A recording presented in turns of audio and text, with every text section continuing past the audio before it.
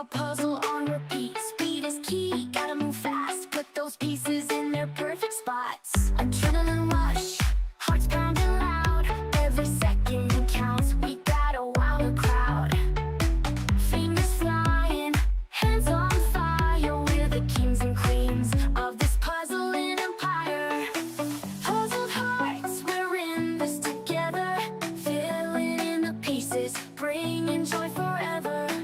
Puzzled hearts will solve the mystery.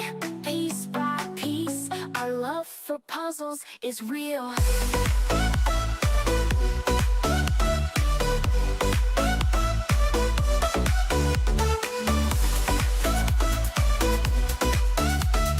Piece by piece, our love for puzzles is real. Piece by piece, we compete. Jigsaw puzzle on repeat. Speed is key, gotta move fast. Put those pieces in a perfect spot. Adrenaline rush, hearts pounding loud. Every second counts, we gotta wow the crowd. Fingers flying, hands on fire, hands on fire. We're the kings and queens of this puzzling empire. Puzzled hearts, we're in this together. Filling in the pieces, bringing joy forever. Puzzled hearts will solve the mystery. Piece by piece, our love for puzzles is real.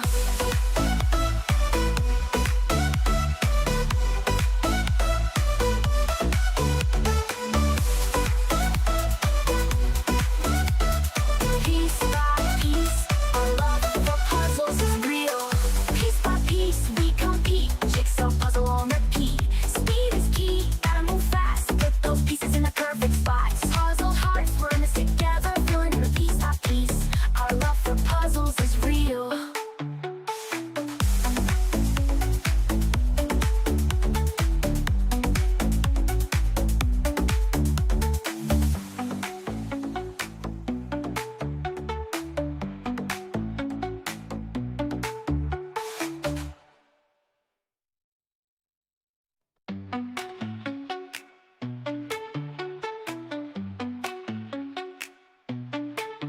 Piece by piece, we compete. Jigsaw puzzle on repeat. Speed is key, gotta move fast. Put those pieces in their perfect spots. Adrenaline rush, hearts pounding loud. Every second counts, we gotta wow the crowd. Fingers flying, hands on fire. We're the kings and queens of this puzzling empire. Puzzled hearts, we're in this together. Filling in the pieces, bringing joy forever. Puzzled hearts will solve the mystery. Piece by piece, our love for puzzles is real.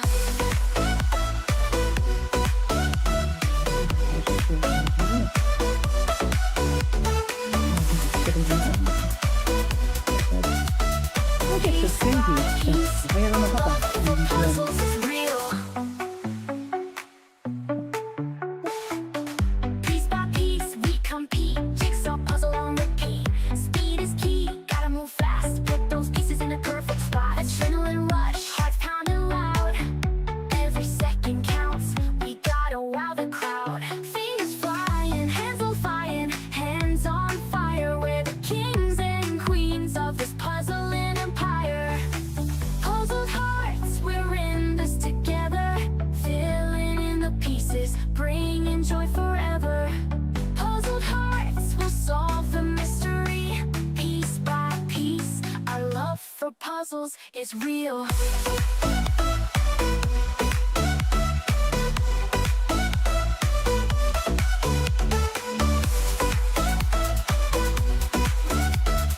Piece by piece, our love for puzzles is real. Piece by piece, we compete. Jigsaw puzzle on repeat. Speed is key, gotta move fast. Put those pieces in the perfect spots. Puzzled hearts, we're in this together. Filling in the piece by piece, our love for puzzles is real.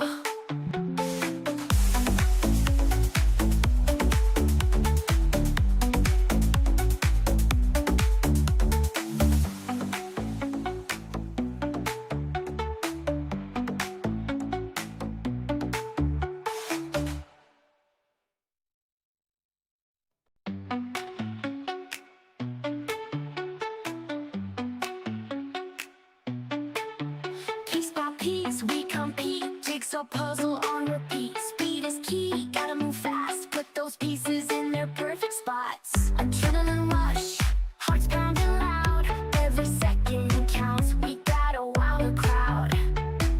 Fingers flying, hands on fire. We're the kings and queens of this puzzling empire. Puzzled hearts, we're in this together. Filling in the pieces, bringing joy forever. Puzzled hearts will solve the mystery. Piece by piece, our love for puzzles is real.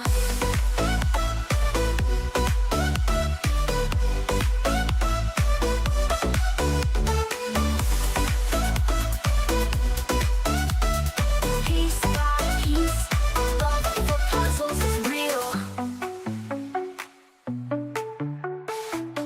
Piece by piece, we compete. Jigsaw puzzle on repeat. Speed is key, gotta move fast. Put those pieces in a perfect spot. Adrenaline rush, hearts pounding loud. Every second counts, we gotta wow the crowd. Fingers flying, hands on fire, hands on fire. We're the kings and queens of this puzzling empire. Puzzled hearts, we're in this together. Filling in the pieces, bringing joy forever. Puzzled hearts will solve the mystery. Piece by piece, our love for puzzles is real.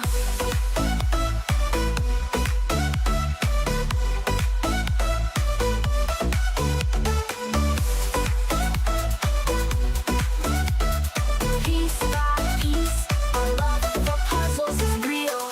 Piece by piece, we compete. Jigsaw puzzle on repeat. Speed is key, gotta move fast. Put those pieces in the perfect spots. Puzzled hearts, we're in this together. Filling in the piece by piece, our love for puzzles is real.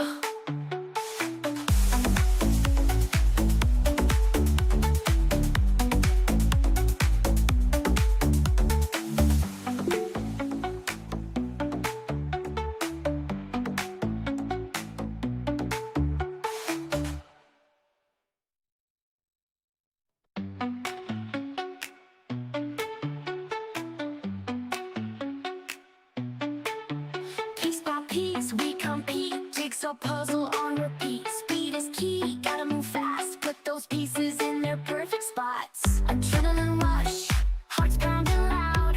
Every second counts, we gotta wow the crowd. Fingers flying, hands on fire. We're the kings and queens of this puzzling empire. Puzzled hearts, we're in this together.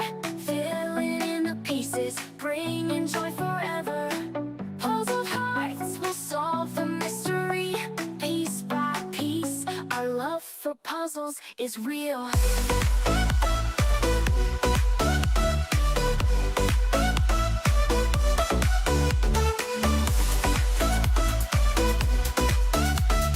Piece by piece, our love for puzzles is real. Piece by piece, we compete. Jigsaw puzzle on repeat. Speed is key, gotta move fast. Put those pieces in a perfect spot. Adrenaline rush, hearts pounding loud. Every second counts, we gotta wow the crowd. Fingers flying, hands on fire, hands on fire. We're the kings and queens of this puzzling empire. Puzzled hearts, we're in this together. Filling in the pieces, bringing joy forever. Puzzled hearts will solve the mystery. Piece by piece, our love for puzzles is real.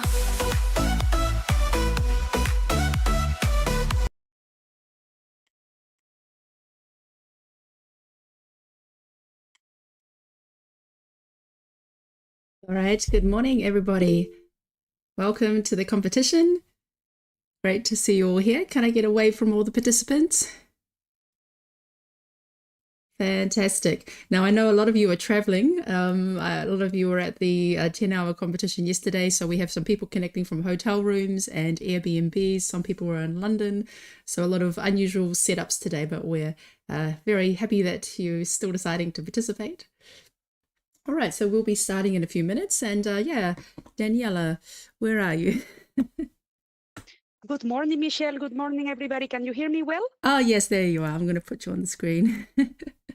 Yeah, good morning. So you picked a theme for today about piles, to-do piles of puzzles. Do you want to tell us about that?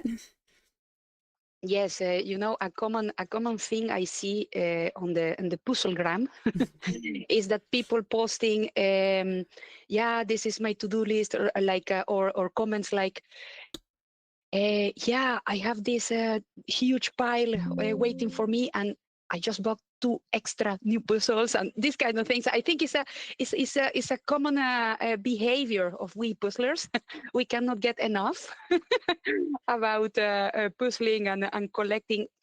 And then I have been discussing this point with some friends, is because to understand better what is behind that. And so today we would like to hear from the people in the chat.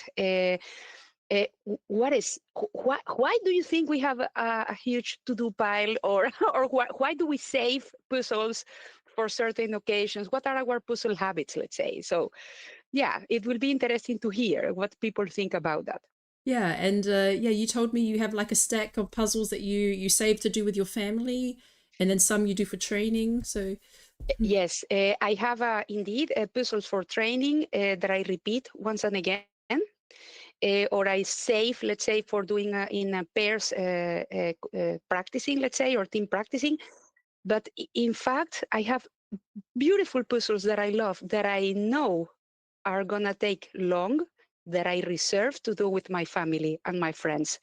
So it's like to explain a little bit. I think I mentioned a couple of times already. I work online. I work with colleagues around the world. I'm now busy with colleagues in Asia, for example. So our times of that where we meet to work are really not aligned on the European time. So I always have a puzzle on my table. And then if I have a puzzle like a crypt, for example, this is gonna take me so long. So I save this type of puzzles to do with people. If it's only for myself, I have a kind of easy puzzle always besides my laptop. And then in between meetings or things, just when I need to think about, sometimes I notice when I need to get creative at work, I need to disconnect from work to get the sparkle. So then I switch to my puzzle. So yes, then in that way, I save a lot of puzzles to do with my family. mhm. Yeah, no, that's good. Yeah, that's true, because like certain people, you can do ones with like some, like if it's a harder one, then that's more like for pairs training. But if it's something that's gonna take you a long time, you really want to savor it and just enjoy it, then to do with the family. And I also have that. I have puzzles that are mainly Ravensburger just for training. I'm kind of ignoring them at the moment because I've just got a lot of puzzles to research for EJJ, but I'll get back to them before the next Ravensburger competition, which is Frugi's competition in February. Yes, which will be opening soon. I'm sure you'll see more of that in the Instagram about that. But yes, it's time. Let's take a look at the puzzles that we're working with today. So everybody, you may unwrap your Exciting. 2 puzzles.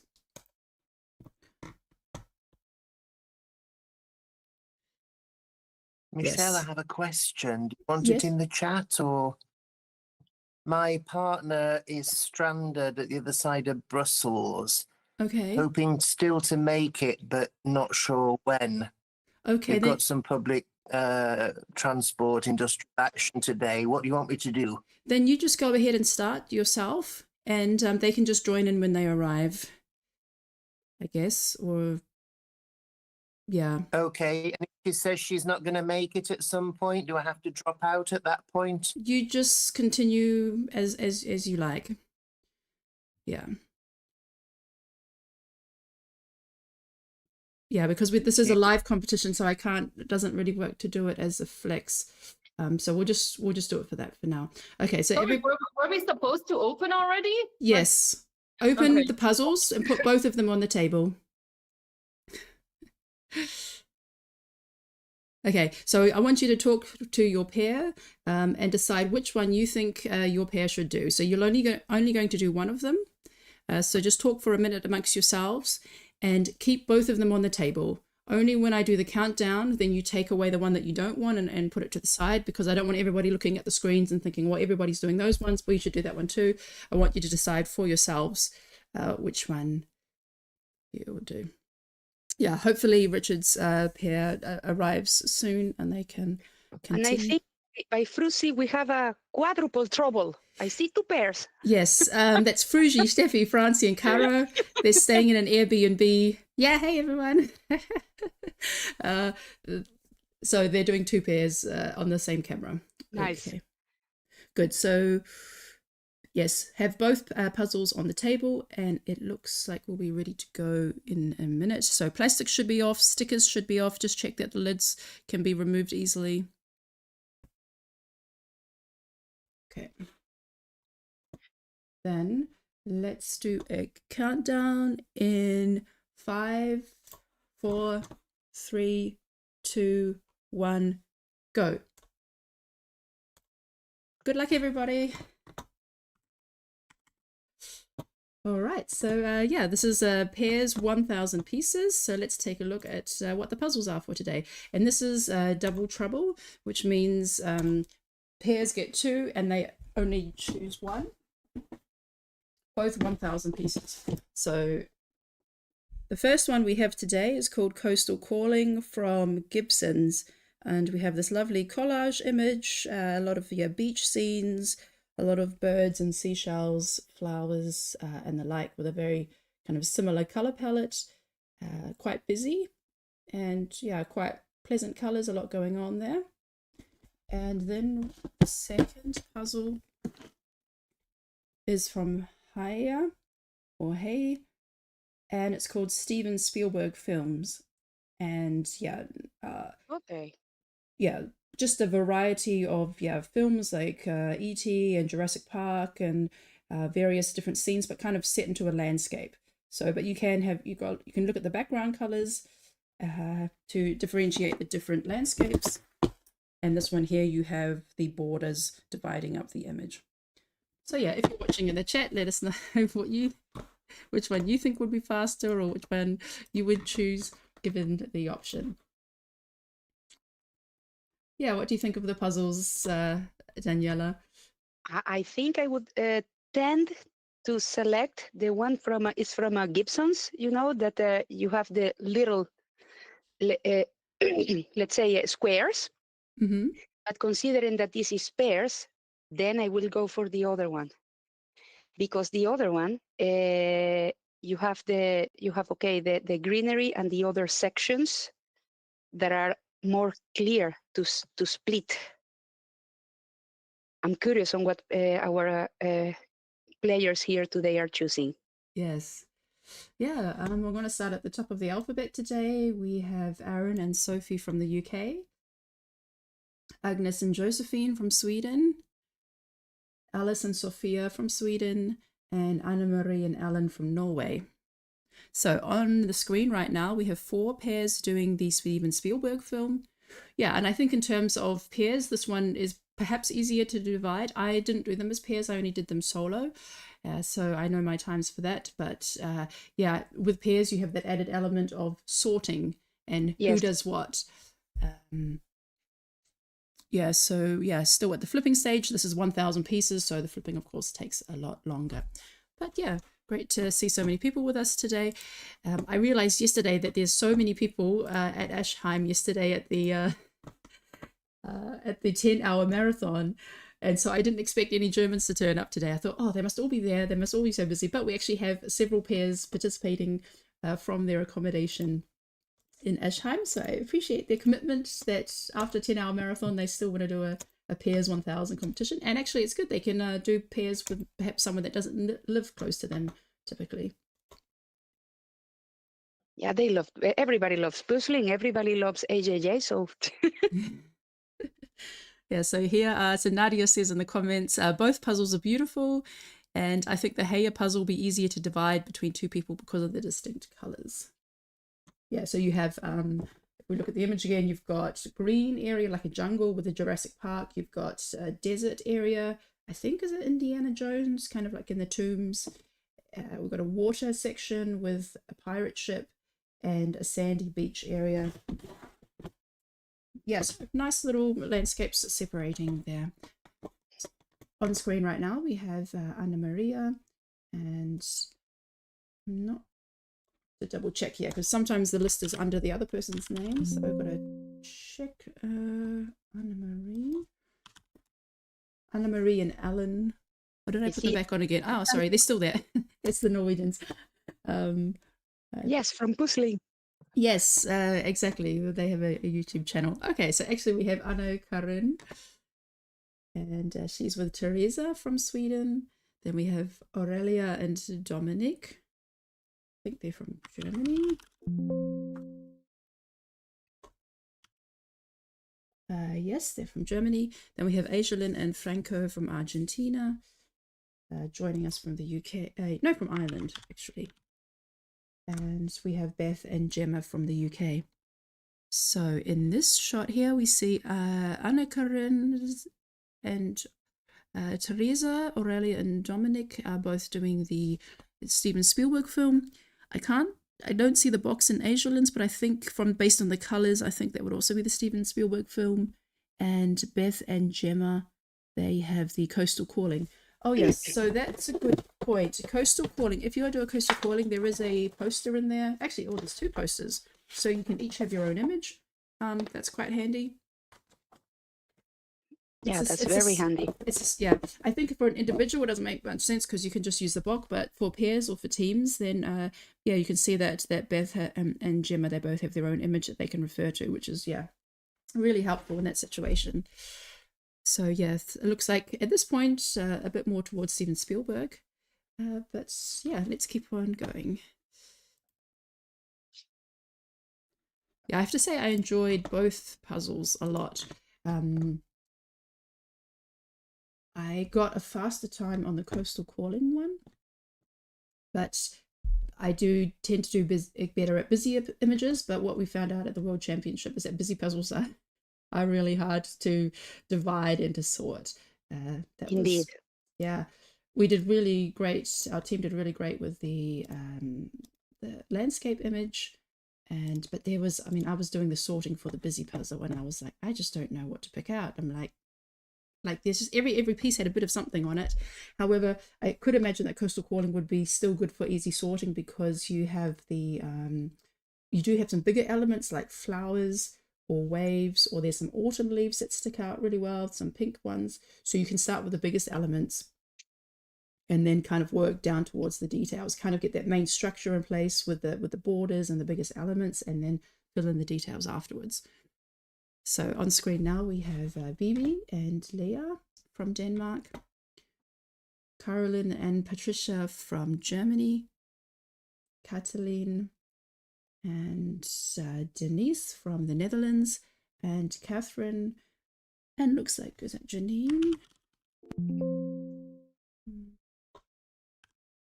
Yes, Catherine and Janine from Germany and the United States. Mm-hmm. So they were in a team yesterday at the 10-hour marathon, the Crazy Cats, and they had a lot of fun. We see them a lot. They've been going, the Crazy Cats are appearing at a lot of competitions in different combinations. So nice to see them here as well. Based on the box, I mean, there's a 200-piece puzzle, but I don't think that's the puzzle they were doing. That may have been their warm-up puzzle. Looks like everyone on screen right now is doing the Steven Spielberg image. So yeah, on the top left, you see Bibi and Anna. One of them is working on the border, and the other one has pulled out like these orange and white stripes. That's something that I really enjoyed. In the beach scene, you have these, is it orange or red and white little beach tents and blue and white umbrellas, which were quite easy to spot in the pile. They were also something that I pulled out very early on. Yeah. I'll just show you the image again, Daniela, and then you can tell me where you think you might start with this image. Yeah, let me check. Yeah. I have I think I will go for everything around the airplane because it's reddish. Mm-hmm. I do good with red, orange colors. So this is a big section, you know, like the pyramid, orangish, yeah, that area. I think I will start by that. Yeah, so when I did this one, I tended to I pulled out the whites because there was not much white on the image. You have the white aeroplane, which stands out a lot, and then you also have some white parachutes and a few smaller white elements and some sails on the pirate ship. Yeah, because in an image which is fairly busy, I mean it is a busy image. Yeah, it's also good to kind of isolate the colors. Yeah, and that will help you to build. It's like an island that you can build around. Mm. It's Yeah, easy to recognize. Yeah, start with the central plane and then kind of build the reds around it. That's could also work. Okay, so here we have Kiara, and let's see who she's with. She was also at the event yesterday, but she's with Nicola today, and they're going for Coastal Calling. Okay. Yep, you can see Kiara's already done a lot of those pinks. There's this pink flowers on the right going onto the border, and then there's also one of the images has a pink sunset, so a pink sky. All the others have blue skies or kind of white. There's one that has a white sky, and that pink sky is one that really stands out. So yeah, looking really good there, and Nicola's doing a great job there of sorting and preparing for Kiara. We also have Columbine and Remy from Switzerland. And Egils and Zane from Latvia. Then we have Lisa and Everly from Estonia. And Emily, Anne and Audeline from Switzerland. So here I can also see mostly the Steven Spielberg film.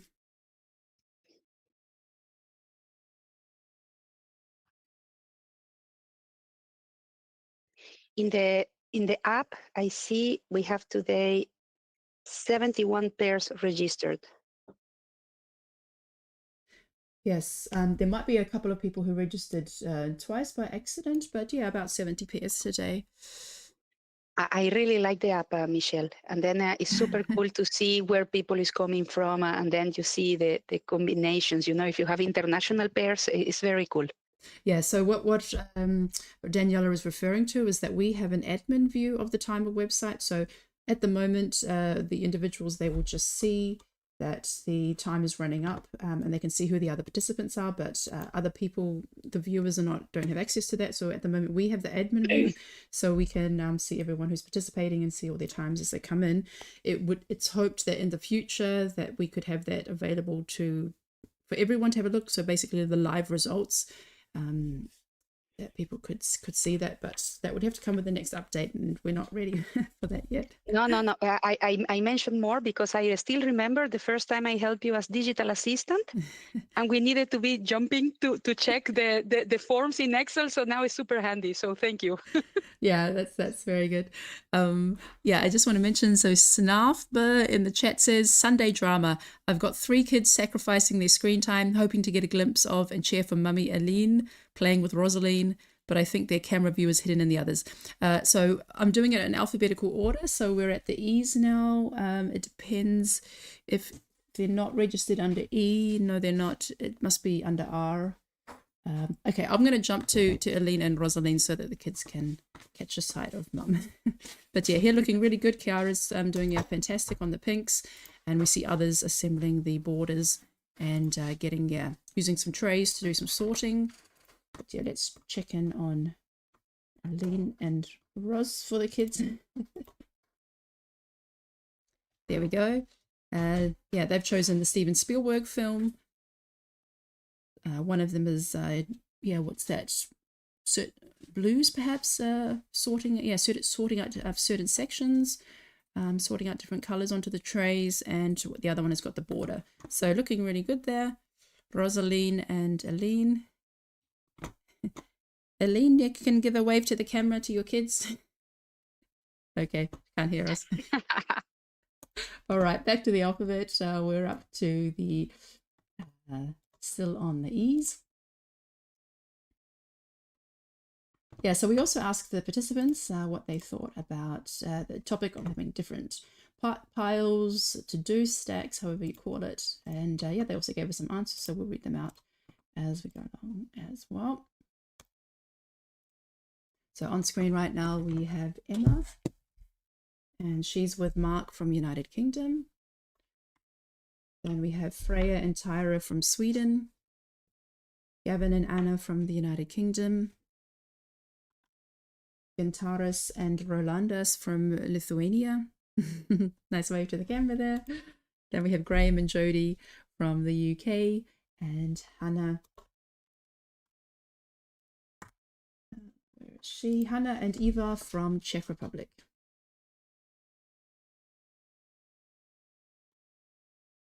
And based on the puzzles, it looks like, yeah, those all on the bottom three. So the top are all doing, so Emma, Freya and Gavin are all working on Steven Spielberg, and Gintara, Graham and Jody and Hannah, they have got the Coastal Calling puzzle out. And I think Graham and Jody would have gone for that because they're very familiar with Gibsons. That is a UK brand. They're very familiar with the piece cut, and possibly they may have done this one, or maybe they just feel more comfortable with these very charming seaside images. I have done a couple of Gibsons. I think the last one was a round one. I really like it, about London. And one of my favorites was oh, what's the name of that in English? No, it's like a warehouse for cacti. So a lot of plants. How do you call that in Like English? a greenhouse, maybe? Like a greenhouse, but specifically for tropical plants. I love it. It was very, very good. Oh, that sounds lovely. Yes, a lot of plants. Yeah, Graham says they have 3 piles. One is high priority puzzles for use or for potential use in upcoming top competitions. So I think that's him researching kind of like how I have to kind of urgently get through some puzzles that I might use in EJJs. So maybe he's referring there to puzzles that he might use in the Puzzle Guzzles. Medium priority are puzzles for personal enjoyment, and low priority is the peacock. So it sounds like it's in his stash and he's just ignoring it. He'll get to it at some point. Yes. Oh, I have a lot of puzzles that literally, if I don't touch them over a year, then I swap it. You know, I do something with that because it's never going to happen. Yes. Okay. Just one moment.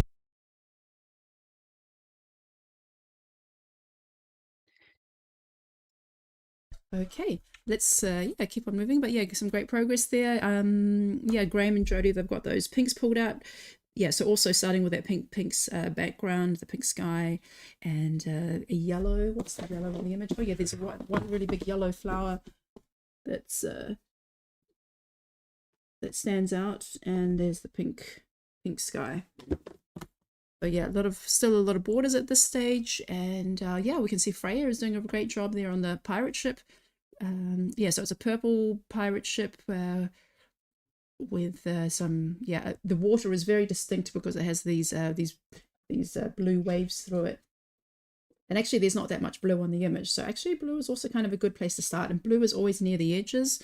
There's the blue sky where there's parachutes coming down, and then in the left and the right corners you have water. So the left is the beach water, and then the right is the ship water. But yeah, looking really good here. Let's keep on moving.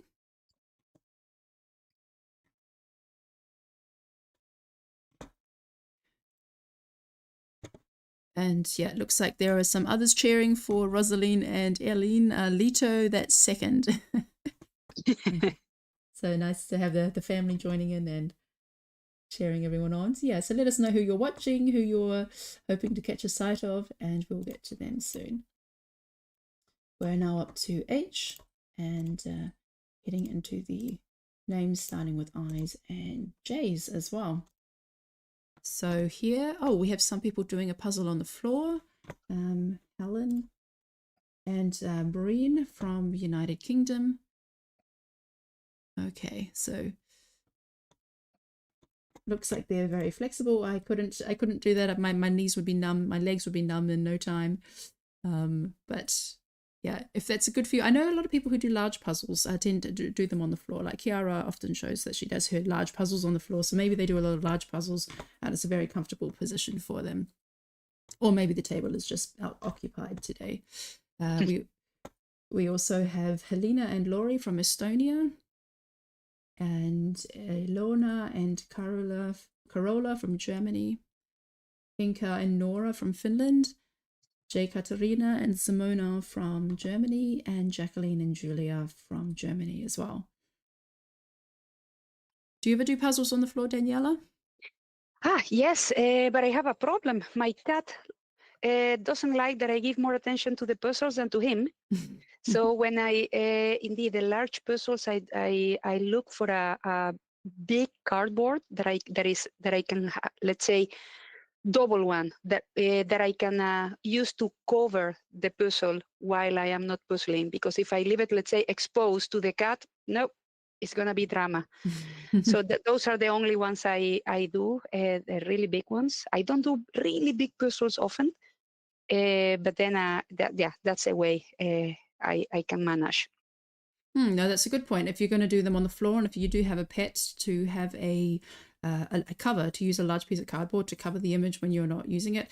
I know Kiara used to pack them away in her sofa. She also has cats. Yeah, so that's also something to consider if you have pets, how to keep them out of the way of kind of in progress puzzles. Yeah, and that makes me think that we as puzzlers, we have a lot of stuff at home to help us building the puzzles. So now talking about this, I thought I have cartons. For example, we bought a table for the garden, and then immediately I told my husband, no, don't throw away the box. I need it because it's a big one. and then those puzzles, I just slide them under the bank of under the sofa, the big ones. Meanwhile, I am, let's say, not building it. But then, yeah, I can. I don't know. Maybe people in the chat in the YouTube can tell us what other devices do you have at home for helping you to puzzle? Because we always talk about, okay, the table and the chair or the lamp. Yeah, but I'm guessing, what about cartons, cardboards, or other pretty other stuff? I have a lot of boards. So I went to the, I started to get boards from the like paper, thick cardboard, but actually they're actually quite expensive. So I got them they're like 1 meter 40 by 1 meter. And if you buy that in a good quality cardboard, it's like €7 for one piece. And I was telling that to a lady who does a lot of puzzles, and she said, go to the hardware store and get that really thin wood, and they will actually cut it to size and it'll be significantly cheaper. And I need this was before the event in Trier, the first one last year, and I needed a lot more boards. So I went there and it was so significantly cheaper. And I got for €18, I got about 8 boards of the same size. Oh, cool. So they take that really thin wood that's kind of like compressed, but it has a really smooth surface. And yeah, I can highly recommend that to just go and get them cut to size, and instantly you've got like 8 for like less than €20. Yeah, and I have as well a big white cardboard that I just have it by hand. And then if I unwrap a puzzle, because my table is brown, if I unwrap a puzzle that is very dark, I quickly take the white background and then I puzzle in that.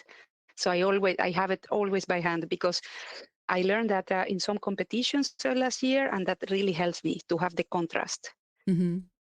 Yeah, no, that's a very good point. If it helps you visually to have a contrasting background, yeah, you can have boards of different colors. So on screen right now we have Ayana, and she is with Michael from Slovakia. Then we have Jenny and Maya from Finland, Jesse and Stephanie from the Netherlands. Just one moment. Jesse and Stephanie, you both said yes to an interview. So I was a bit late this morning. I didn't organize it, but if you can hear me, please stay for an interview later. Okay, good. Thank you. Yes, so we also have Jessica, and she is with Jessica is with Nicole. They're from the United States. So, oh, they're from the United States. They still have sunlight. I'm a bit confused. Is that sunlight coming through the window? Which part of America are they if they still have sunlight at this time? Yeah, then we have Joanna. And Joanna is with Anna from, one is from Finland and one is from Switzerland. And we have Judith and Stefan from Germany. So yeah, we can see here some really nice assembling coming together. We've got borders that are looking really good. We've got some pirate ships and some aeroplanes that are visible. We've got these orange and white tents. So at the moment, 5 out of 6 pairs are doing the Steven Spielberg. And then we have Jessica and Nicole who are doing the coastal calling. I think, yeah, so far from what I have seen, majority have chosen the Steven Spielberg. Yeah, I would say it's about, yeah, 2/3 at least are on the Steven Spielberg. Yeah, you can see that in Jana's image, she's already kind of, even though she's only doing little islands at the moment, it's roughly where they would be. However, the border is outside. So I think at some point she's just going to fill in, make these islands a bit bigger and then transfer them over. And yeah, with Haya, it's a bit different because they can crumble a bit. So if you do the transfer, try to place it on a board and then transfer it into the middle. If you just lift it and then transfer it, they will fall apart. However, Gibsons tend to have a tighter fit, and yeah, I think it's okay to just kind of pick them up and drop them in. And I like how Judith and Stefan, one is working on the pirate ship, the other on the plane, and just, yeah, working nicely there on the boards. And yeah, they're just ignoring the border for now, but just going for what catches their eyes. So looking really good there. Let's yeah, see who else is with us today. So I'm where are we?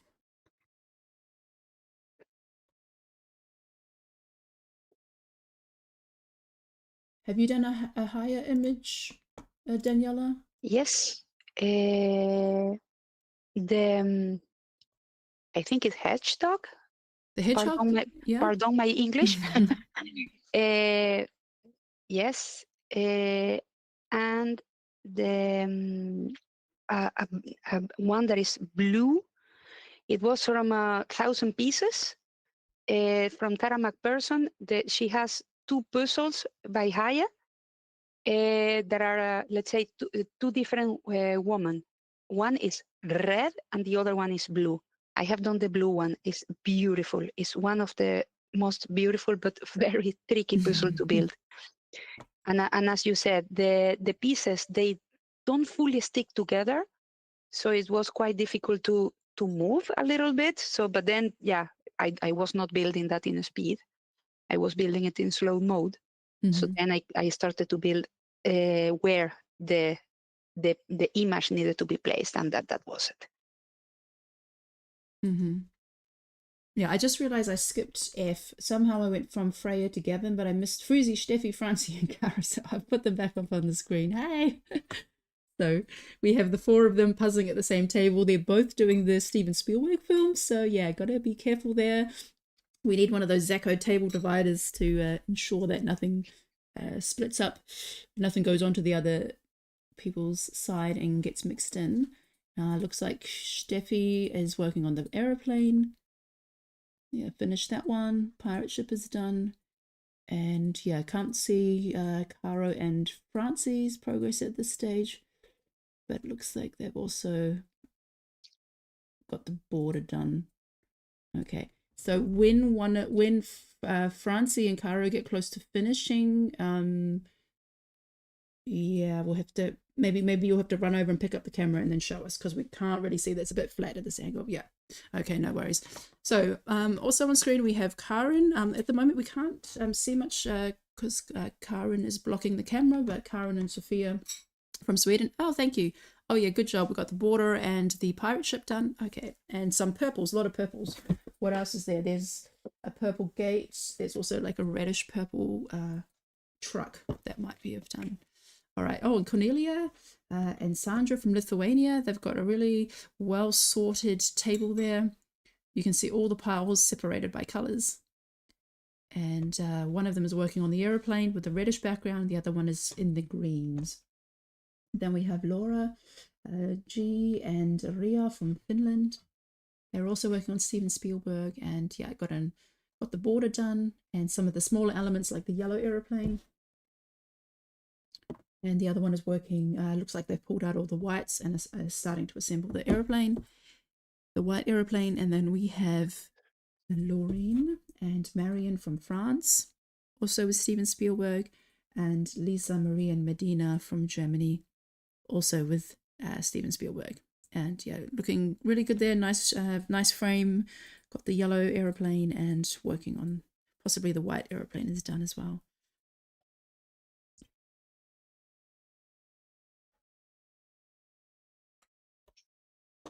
So yeah, looking very good at this stage. So we are at 29 minutes. Yeah, and the good thing about both of these puzzles is there's not really a place to get stuck. You can always just move on to another section. You can always do some sorting if it's not coming together, but I found both of them fairly easy puzzles, I would say. Okay, then we're up to about midway through.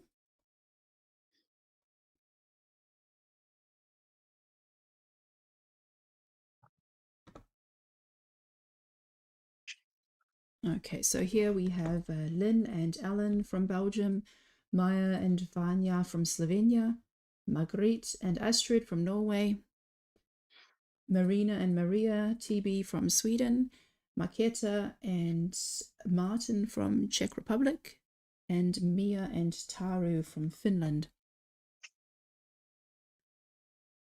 And at this point, we have 6 Steven Spielbergs on screen.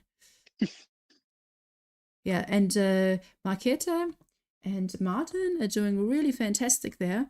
So the image is facing towards the camera, so we have a very good angle there, but it looks like both of them are working sideways.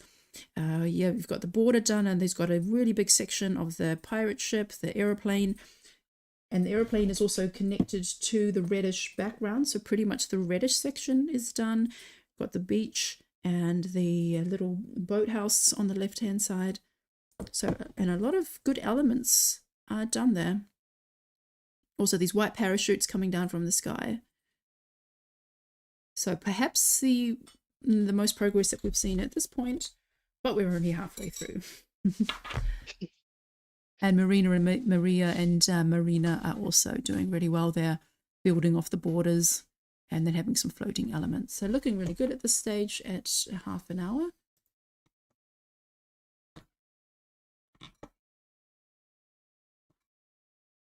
Have you done 1,000 pieces as a pair, Daniela? Yes, but I have to say it was an easy one. Not so many. I think 2 only. Well. Yes, with the exception of multiple Jan van Hasteren. Those. Yeah, there was a moment where my husband and I we were participating at the Jan van Hasteren competitions, but we didn't know a lot of puzzlers. So our daughter joined us in the teams. That was the time when they did only teams competitions. So we practiced a lot as pairs, but exclusively Jan van Hasteren. And then depending on the image, Jan van Hasteren, let's say our average was around 1 hour 40, 2 hours. Not speedy enough if you consider all the great timing here in the Netherlands. But yeah, considering those puzzles, the complexity, yeah, we did quite good. Mm-hmm. But we were super into it. And then let's say later we discovered other non-Jan van Hasteren style puzzles. And then we moved more into that, to that area. But my husband, he's really good, really good at puzzling, but he doesn't like to compete so much. So he's more now helping me with organization of events and things like that. And then with my pairs, partners, usual suspects or Roald or Mia, we have done, but not so many.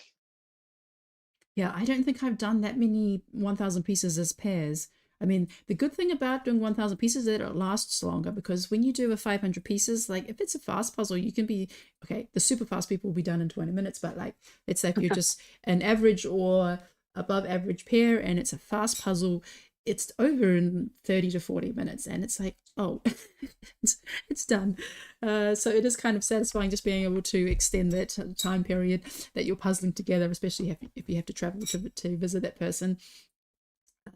Yeah, and now everybody has a second puzzle as well, so who knows, maybe if they have time they'll go ahead and do the second puzzle and just make the most of the afternoon together. So on screen right now we have Moisia and Anna from Slovenia, Mooney and Sass from Germany, Nicole and Lucien from Germany, Olga and Marta from Poland, Petra and Emmanuel from Germany and France, and Richard from Belgium. It looks like he's still alone at this point. Unfortunately, his pair has not arrived, but he's chosen is it the Coastal Calling puzzle? I see some more pastel pink and pink colors there. So yeah, so he's starting on the Coastal Calling. Yeah, and in terms of what the other pairs are doing, everybody else is doing the Steven Spielberg. Yeah, so my times for these puzzles, I only did them solo. Now let's take a look. Steven Spielberg was 2 hours and 1 minute, and Coastal Calling was 1 hour and 56 minutes. So actually there was only 5 minutes difference, and yeah, it would be different to see if it was with a pair as well. Probably the busier puzzle we may have got it in a bit of each other's way, a bit more.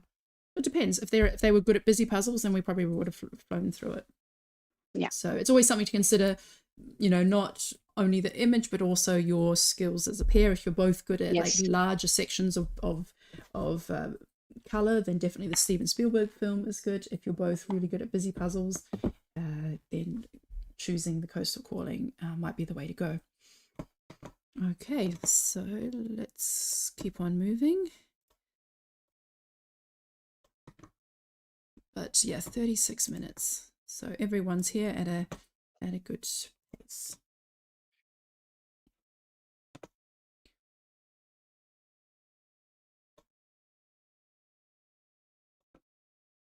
Yeah, so at this point, there are not that many 1,000 piece competitions for pairs.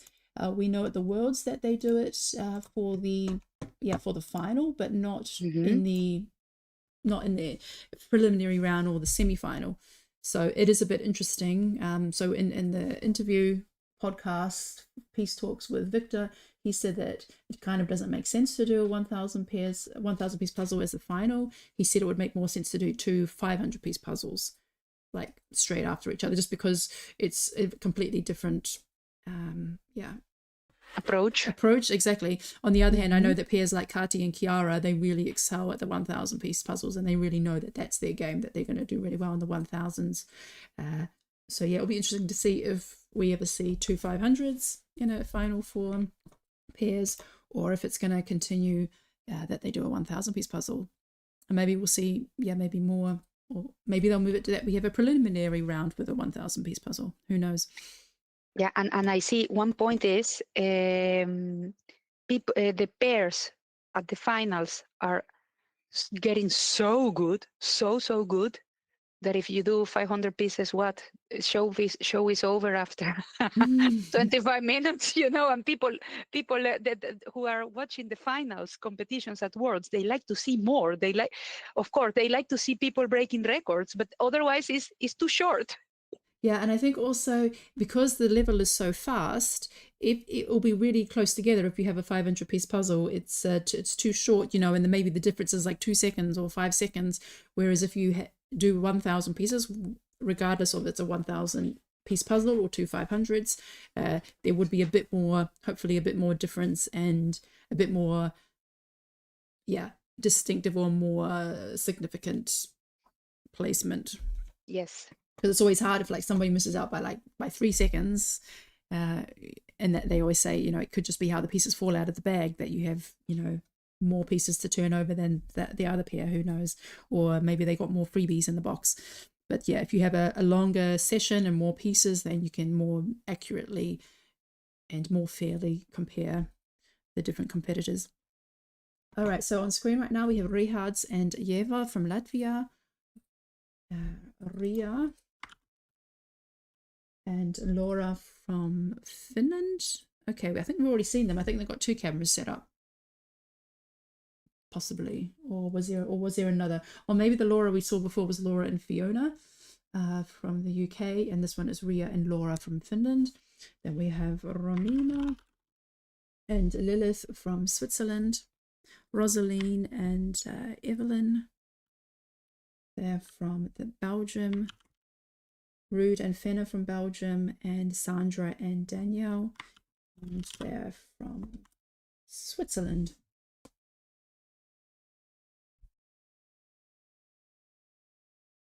Okay. Yeah, so looking good here. We're seeing a lot of good progress on the Steven Spielberg films. Everyone here are doing Steven Spielberg. Okay. Yeah, I can imagine that maybe some of the faster pairs are coming up to about halfway. So I want to reach the end of the alphabet. But yeah, everyone's doing really good so far. Michelle, we have a question in the chat from Ali Pali. When can I buy Twice is Nice, AJJ, competition in January? So we will be selling those at the beginning of December. So those are being prepared now. So there will be a new batch of puzzles going available at the beginning of December. And we will announce that more on Instagram, Facebook, and in the newsletter. Yeah, and can you tell a little bit more what is the difference between Twice is Nice and Double Trouble? Yes. Soul Sharf, your camera is off. Can you please check that? Soul Sharf. Yeah, so Double Trouble, you get two puzzles and you have to pick one, which one you think is the fastest and the best for your ability. With Twice as Nice, you do 2 puzzles after each other. So you have to do both. You can choose in which you will unwrap them at the same time, and then so it'll be 2 500-piece puzzles individual, but then you get to decide which one you start with. And also they will be differing images. So one might be a landscape photo and the other one might be a busy puzzle. Or one might have a gradient and the other one would have a collage. So obviously contrasting images. Yeah, because obviously people tend to, you know, be very good at a couple of types of images and not so good at others. And, you know, we've heard even from people like Alejandro who say, well, he won with both times in the final. When he won, he had images that were like perfect for him. He really likes buildings and that worked really well to him. But then, you know, if it was a different type of image, maybe an animal or animals or a illustration, it could have been different. And especially at that very top level where people are really close to each other. So he and others like Victor are suggesting like having 2 images of contrasting styles would just be fairer. Yeah, so that's what we're going to try. We're calling it Twice as Nice. Nice name, by the way. Nice concept. So yeah, on screen at the moment we have Sarah and yes, and that's Selma. Yes, Sarah and Selma from Sweden. We have Saskia and Helena from Estonia, Saskia and Karina from Germany, SJ and Dan from UK and Ireland, and Stina and Celia from Norway. And here we see Sarah and Salma are doing the coastal calling, and I've done quite a significant patch as well. I've got these, got a really good structure there, lots of big sections like the boats are done, the big flowers. So it's really nice to get this view. And of course the pink sky, the big puffin in the top right, and the autumn leaves. So looking really good there, Sarah and Salma. Everybody else is working on the Steven Spielberg film. And we can see that, a lot of the last areas is probably going to be the greens. We see people working more around the edges, which is also where the more contrasting colors are, like the purples, the whites, and the blues. But yeah, we'll probably be left with a lot of green in the middle. And I also think that that's kind of where I just ignored a lot of greens. I laid up a tray full of greens and I just put them off to the side so they wouldn't be cluttering. And I tried to work on all the other colors that stood out more. But yeah, looking really good there. Do you use trays in when you're puzzling larger images or 1000s, Daniela? Sorry, I was just pulling on my sweater. It's getting a little bit chill here. Could you please repeat? Do you use trays when you're puzzling larger images?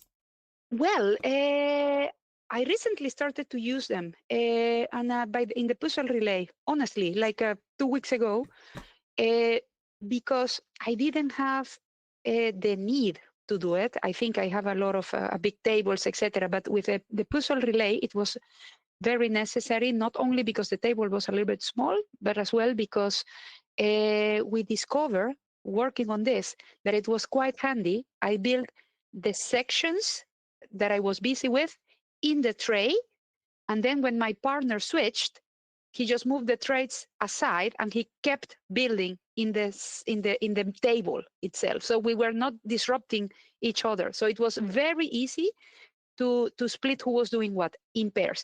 And the only moment, let's say, I use trays with the teams at Worlds, because then for the same reason, because you work in a section in the tray and then you slide it to the table rather than space, because then there we had enough space on the tables. Yeah, and I think important to mention here. I mean, here people are puzzling on home tables, and you can see people are really spread out here. If you have a large table, you can use the maximum space. There's no limits here. So you don't necessarily need to use trays if you can just kind of swipe pieces to the side that you don't need it right then. But in competition formats, generally the tables are smaller. We saw yesterday at the 10-hour marathon, just from what I could see from the glimpse of the photos and the videos, it was quite a fairly small space. And so they were really needed then. Yeah, they definitely needed to stack up those trays with the different colors. So it is good to practice with a smaller section, but here for the moment just spread out and use the space you have. So we're now at the end of the alphabet, and we have Svantje and Svantje and Magnus from Germany, Toby and Steffi from Austria, Tobias and Jolene from Germany, Una and Zander from Latvia, and Wies and Danik from the Netherlands. So it looks like Una and Zander are working on the... Oh no, they're also doing Steven Spielberg as well. Okay, so it looks like Wies, Una and Zander, Toby and Steffi and Svantje are all on the Steven Spielberg, and Tobias and Jolene are working on the Coastal Calling. Yeah, and you can... Yeah, even though the image is a bit blurry, but we can see some really nice chunks there attached to the border and some really good chunks there floating in the middle. But yeah, I like with the collages that they just eventually they all just join up. You have these little squares, and then they all kind of just connect, and that's really satisfying. But yeah, looking really good there. Okay, so let's we've got through everybody now, so let's take a look at who the front runners might be. So I want to check in again on Chiara and Nicola. Also Marketa.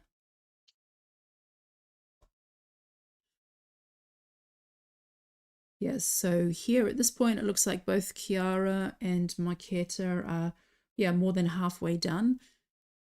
With Chiara's it's looking a little bit more patchy, a little bit more like floating elements.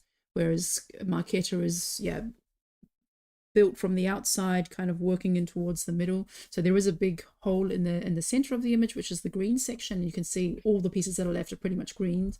There's also like this little green mountain at the bottom next to the pirate ship, and then you have this really large section with a lot of trees. But I think, both are doing really well here. Looking really, really good here. Okay, let's check in on some others. Let's take a look at the double pairs in Eschheim, Frugi and Steffi, Francie and Caro. Yeah, both pairs are working at a really fast pace there. So both all using both hands, moving really fast there, working on opposite sides. of the image, and yeah, lots of big chunks done. Okay. Yeah, they're also using their trays. Okay, let's take a look at, yeah, let's compare also with Graham and Jody, who are doing the coastal calling. Also quite significant progress there from Graham and Jody.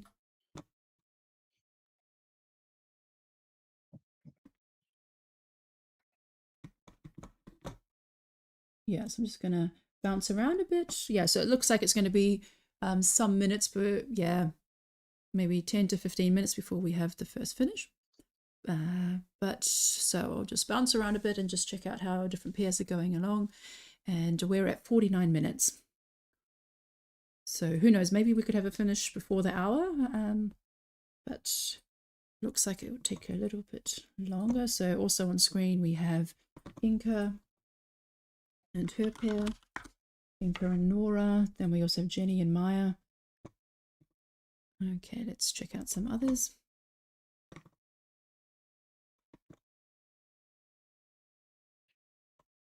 So we have Chiara doing the coastal calling and Marketa doing the Steven Spielberg. Which one do you think will be done quicker, Daniela, based on the current progress? And let me switch. I was just checking at Bibi, so let me check to see, because wow, that I see now Chiara. Let me check quickly. Marketa. Oh my, it's hard to say,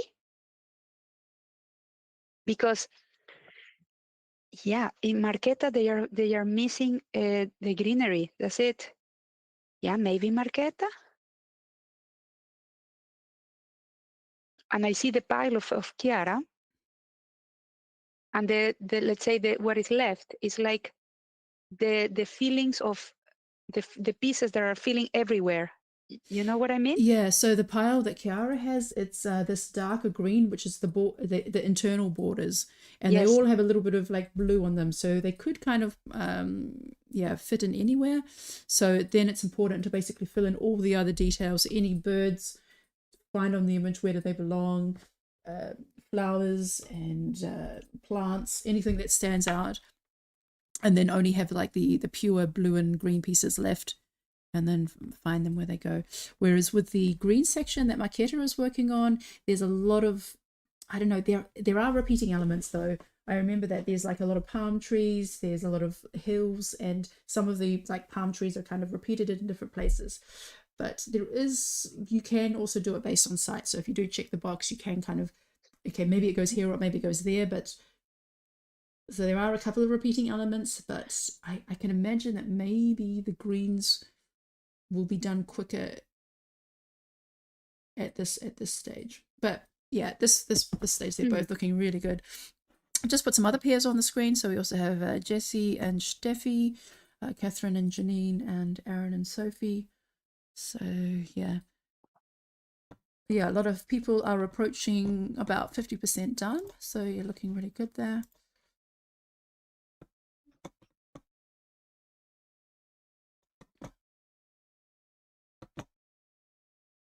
I'm also going to put on Elisa and Freya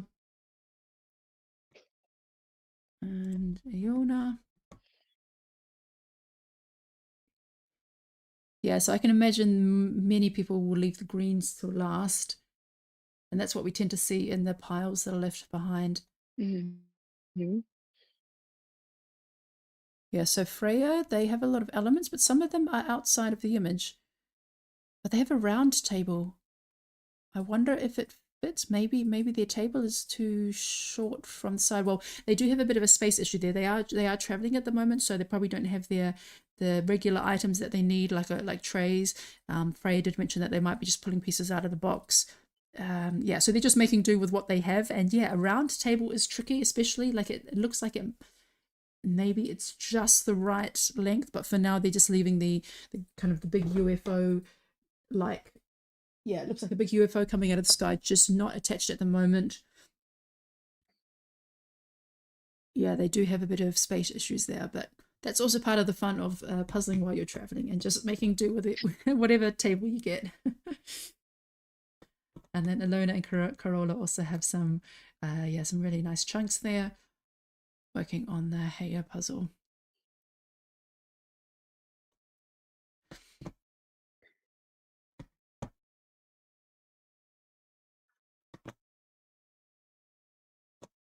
I was traveling for work 2 weeks ago, and I found this.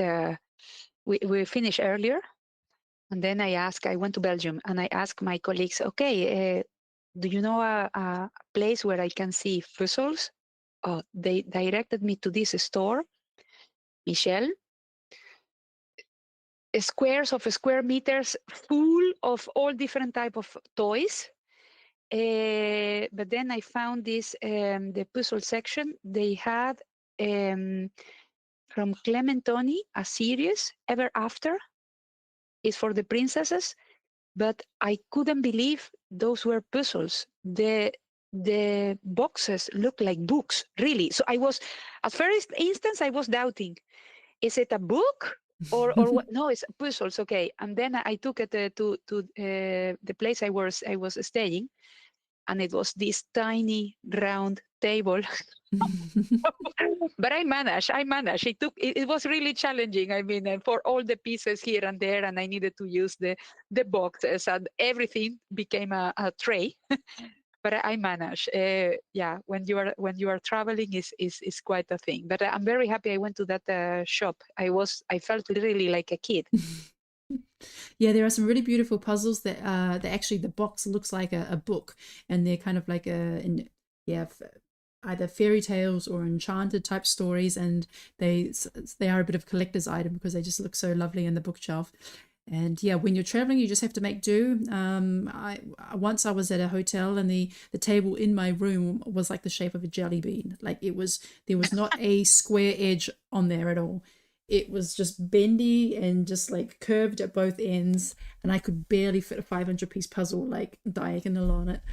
And then when I went down to the lobby, they also had like all these different tables that were small. Some of them had like lines in them, like little grooves, or gaps in them. So yeah, it's always a bit of a lucky dip when you're traveling as to what table you'll get.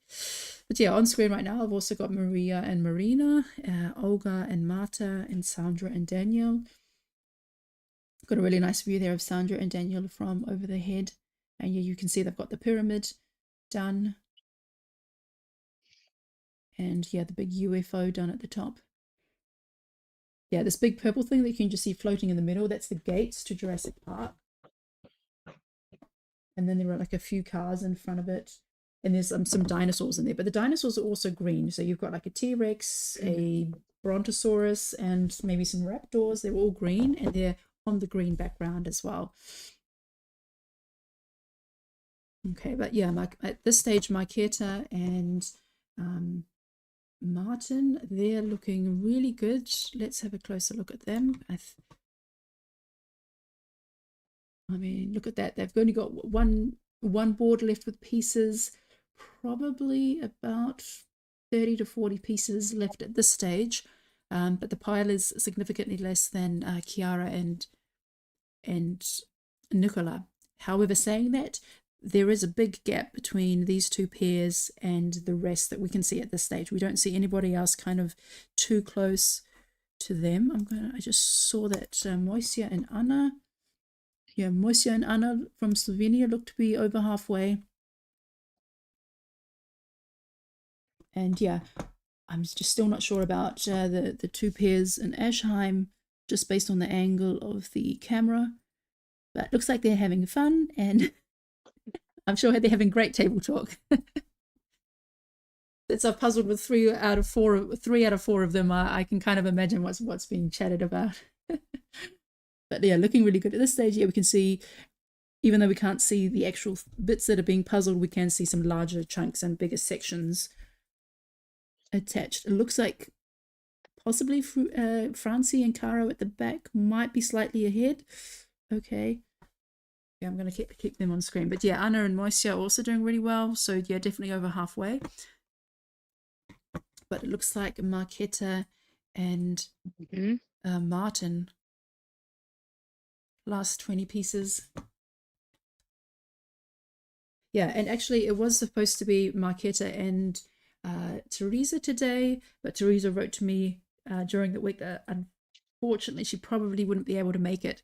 But Martin stepped up. I don't know who Martin is. I don't know if he's a speed puzzler or a family member, but he's doing an amazing job there with Marquetta. Look at this. It looks like they are going to claim first place if there is nobody else who I haven't checked in up yet, who's going to sneak in. But looking really fantastic at this stage. Okay. Last pieces. Last Wow. pieces. Come on. Just the greens left. Those trees. Twisting and turning. Oh, fantastic. Last pieces for Martin, Yoo-hoo! Petras, and Marquetta Fraser-Larova. Click done, yes. Congrats. How great. Congratulations, first place. Well done. Okay, so we have a time of 59 minutes and 35 seconds. So just got there just in time, under the hour, first finish. Fantastic. Okay, and then it looks like okay, I think we're getting a bit of a better angle now. It looks like Francie and Caro each have a board. Possibly the same amount of pieces as Chiara and Nicola. Maybe, yeah, 80 pieces, 100 pieces. So, yeah, it could be Francie and Caro could be racing for second place. It's a bit tricky to tell from the angle, but we'll see. Now, so Chiara has rotated the image so that Nicola also has a better angle, that they're both looking at it somewhat face up, and they only have little gaps to finish. I think this is going to be interesting to see how they go, because with the Spielberg image, it does tend to be this big hole in the middle that does last, whereas with Coastal Calling, it's like filling in the border.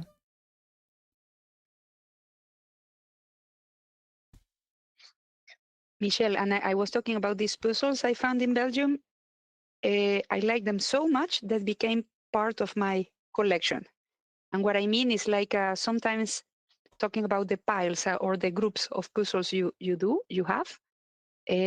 Discussing with my friends, they say, yes, those are puzzles you collect. You have a part of puzzles that you want to do once, or puzzles that you use for competitions. So, yeah, I really like them. Very good quality, beautiful image, beautiful packaging. So now part of my collection.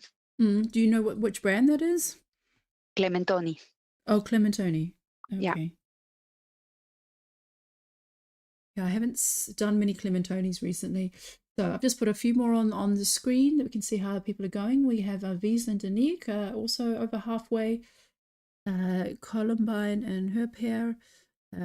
Yeah, I've also done a lot of the regular sections, so there seems to be kind of a similar process for those who are doing the Spielberg image. Then we have J. Katarina and Simona looking very good, and Jessie and Steffi are also making good headway actually. So they've got mostly greens left, so it looks like they've done pretty much all the rest. So we could see Jessie and Steffi coming up.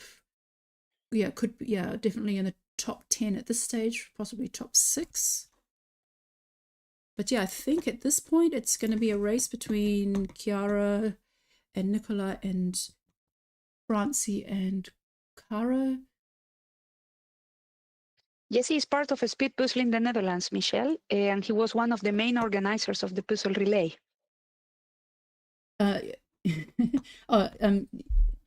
Yes, sir, you mean? Yes, sir. Yeah. Yes, sir. Yes. Yeah. So it's written Jesse, but pronounced yes, sir. Yes, he was very easy one to spot at the Worlds. He was the tallest guy with long hair and an orange shirt, and he handed me a Dutch fan, and that was a lifesaver.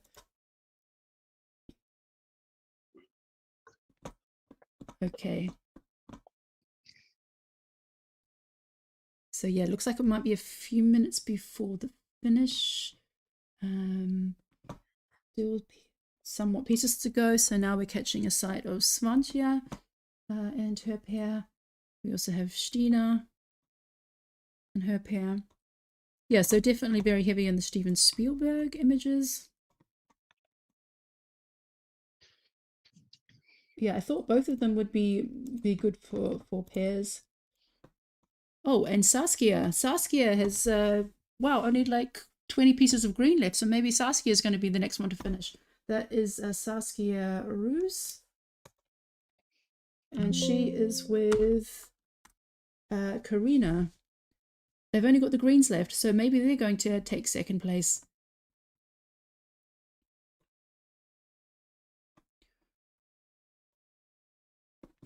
Okay. And we have SJ and Dan. They've also only got the greens left, but yeah, still quite a significant amount at this point. But yeah, looking really good. Yeah, the greens do make up a significant amount, possibly like, I don't know, 150 pieces-ish. So once you've done everything else, it's still quite a lot. But yeah, Francie and Caro, I don't know how many pieces you've got left, but if you want second, you've got about 1 minute. But looking really good here, Saskia and Karina. Just popping them in.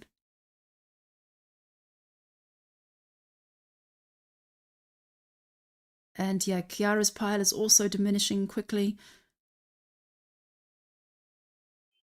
But yeah, all these blues with the border, they all look similar. They all look the same. Green and blue. They're almost done. Saskia on her. And second place, what? Laura and Ria. Who's Laura? Okay, up Laura and Ria. Wait there, let me have a look. So someone we're not familiar with, I don't think they've participated before. There you go. Congratulations, second place. Well done. They are from Finland. Okay. Wow, there's so many fast puzzles in Finland. Good job. Okay, let's see. And Saskia, did you place done? Did you click done on the timer? Saskia. Yes. No, I did. Oh, you did it. You approved it. Yeah. Okay, Saskia and Karina, well done, third place. So very close. They were both in 1 hour and 5 minutes, and they were 7 seconds apart. Wow. Wow. And we didn't even have Laura and Ria on our radar. Okay. So Chiara and Nicola down to 25 pieces. Yeah, no, that's always fascinating, is that especially with pairs, you just have these different combinations, and just it's a lot harder to judge unless you know both individuals and how they puzzle. Exactly. That can make a big difference. Yeah, so between first and second place, we had 6 minutes. 6 minutes, and then between second and third, there was 7 seconds. So really close there. Wow. Okay, so no, yeah. Jesse and Steffi also looking really good there, coming up to those greens.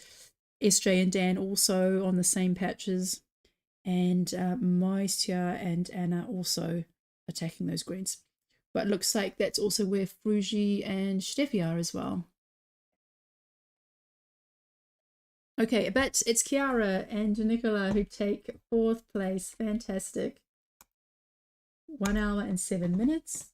So 2 minutes behind Saskia and Karina. Well done. And they're the first. And I think it's the first Gibsons, right? Yeah, the first with Gibsons. So the first 3 were the Haya puzzle, and next, yeah, first 3, and then the next was Coastal Calling. So well done.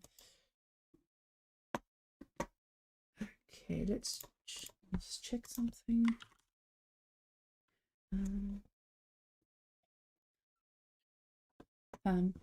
Marketa, would you like to be interviewed? I see you're still in the chat. If you'd like to be interviewed, you can turn your microphone on.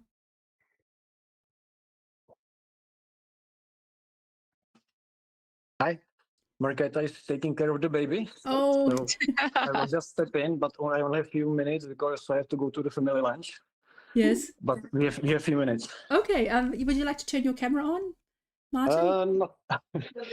I can if you want. Hello. Sorry. I will try to flip it. Hi. Yeah, hi. Hi. Hello. Nice. Hi, Yeah, hello. congratulations. Can you tell us who you are? Because we're not familiar with your name. Yeah, well, I was in the championship the last 3 years, but I'm not very good. This year I finished 124 in the individual, so I can be a little bit a speed puzzler, but not as Marketa and Teresa.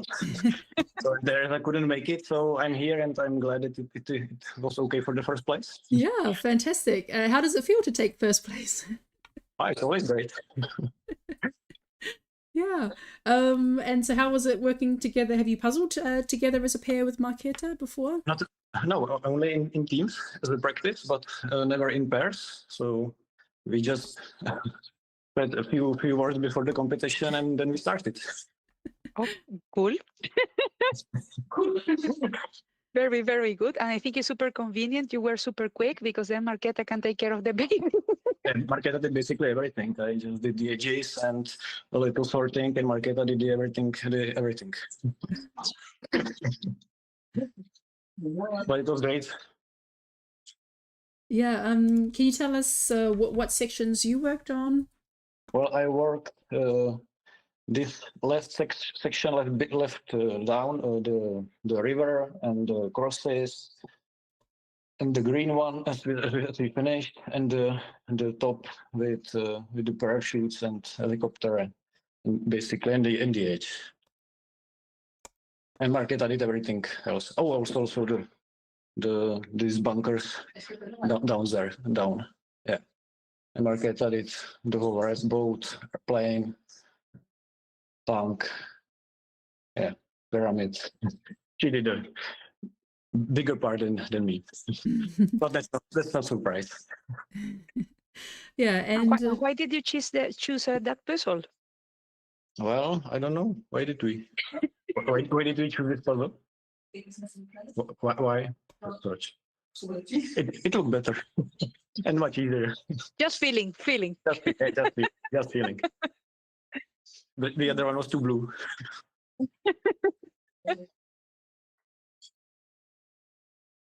yeah, so yeah. So you said you were at the World Championship this year? Yes, this year and the last 2 years as well. Mm-hmm.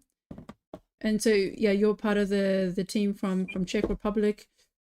Yeah, how was it going there? I mean, I saw that you have like a nationals announced. So it sounds like there's is there an association now and things are becoming more established there? Yeah, I think so.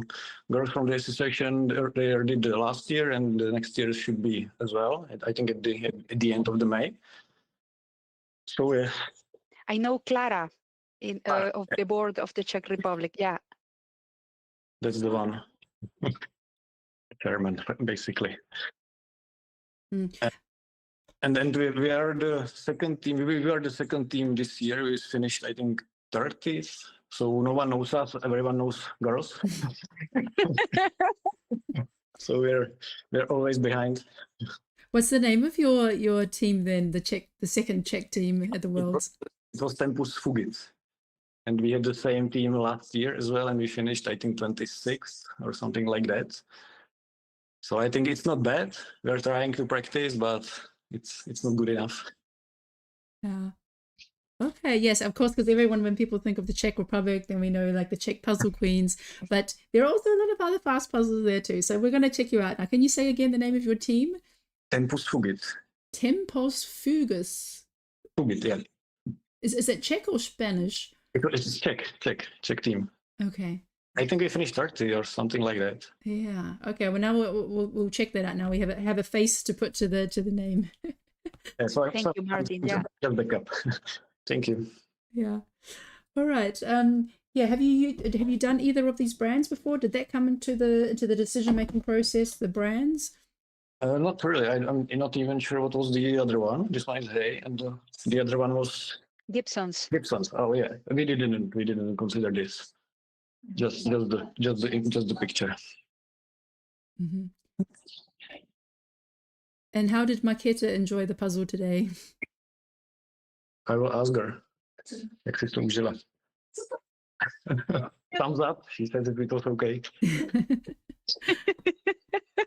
Oh, very good. Well, we're grateful that Marketa and you came together to puzzle. I mean, fantastic positions, and yeah, we'll let Marketa get back to caring for her child. And yeah, congratulations on a fantastic placement today. Thank you Yeah. very much. And And I we'll- think next time that Teresa will be here. Yes, but when next time if we see Martin on there, then at least we know who he is, and we'll check out your team. Okay, perfect. Thanks so much. Thank you you. very much. Bye. Bye. Bye. All right, so we had another finish in the meantime. We are now up to 5th finishes. So after Saskia and Karina was Chiara and Nicola taking 4th, and then we had Carolyn and Francie taking out 5th. So really good times there. That was 1 hour and 9 minutes. And yeah, looks like the next to finish might be Ruud and Fenna or Salma and Sarah. Their pile is diminishing very quickly. And interesting here is that Sarah and Salma are doing the coastal calling. So yeah, their little holes to finish to fill in are very small. But yeah, I think the least number of pieces is probably Ruud and Fenna. In the chat, Madara was asking if Jesse was the only one who managed to pick up the 40,000 piece puzzles and don't crumble his part. Yes. Yes, he was the last one standing with it. Yes. Enough tall to keep and strong, to keep that section still. Yeah, no. And then, yeah, she was mentioning as well that, yeah, he was sitting next to her, but he left the dome not feeling really good. Yes, the heat wave hit Jesse, as many others. But fortunately, we have amazing puzzlers in the group with other professions. So inside of the Dutch Association, we have so lucky to have a doctor. And then she was helping him immediately. Yes, and Graham and Jodie are done. They just we just have three pairs finished right after each other. Graham and Jodie, Coastal Calling, fantastic, and they're taking 8th place.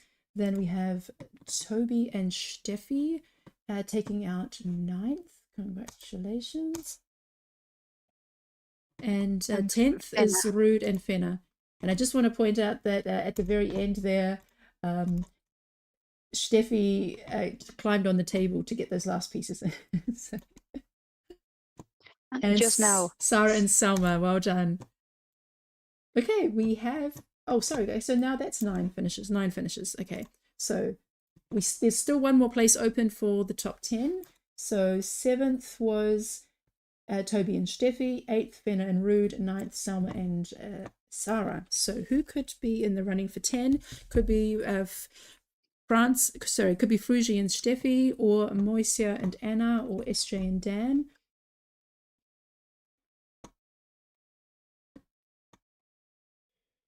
Yeah, so and Maya P is looking really good as well. Okay. But it's SJ and Dan who gets there first. Congrats. 10th, top 10.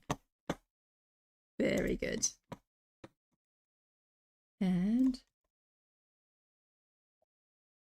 all right, looking really good there.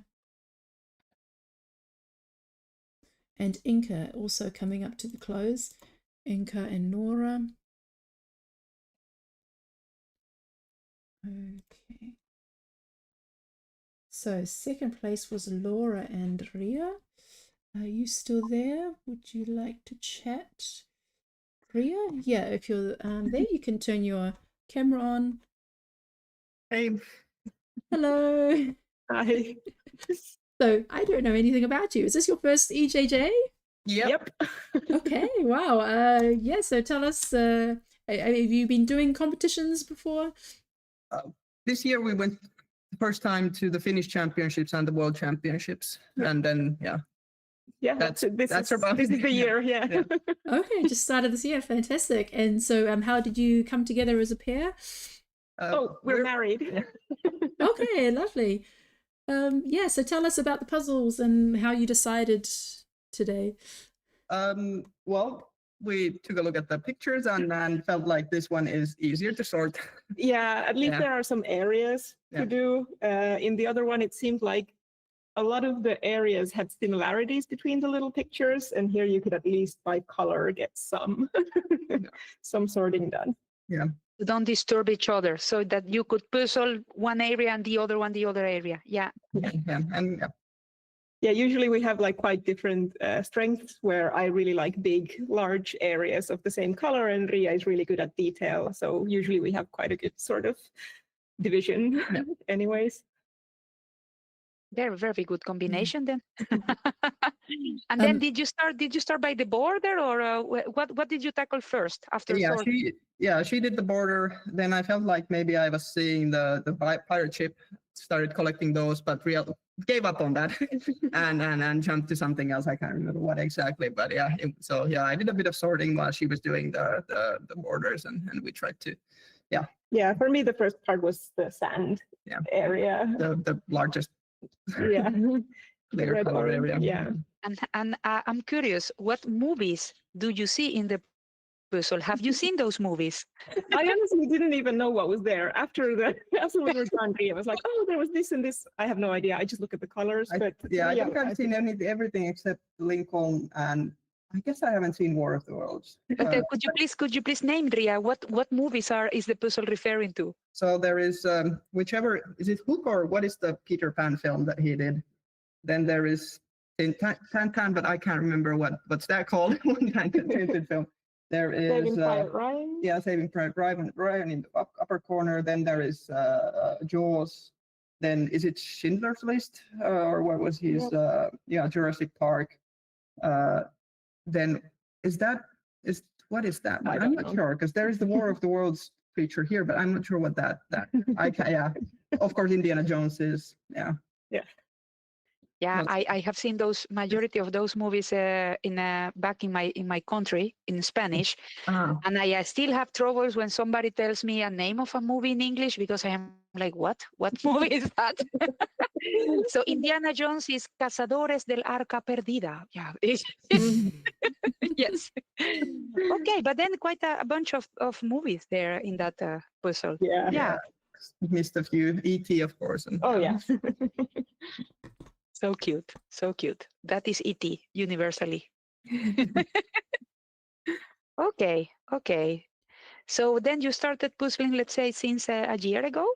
Well, we've been doing puzzles since we were kids, but like we've started looking for competitions a couple of years ago, and then we only this year realized that there is a Finnish championship, and then we went there, and that went quite well. So decided to go to the World Championships also, and now Super cool.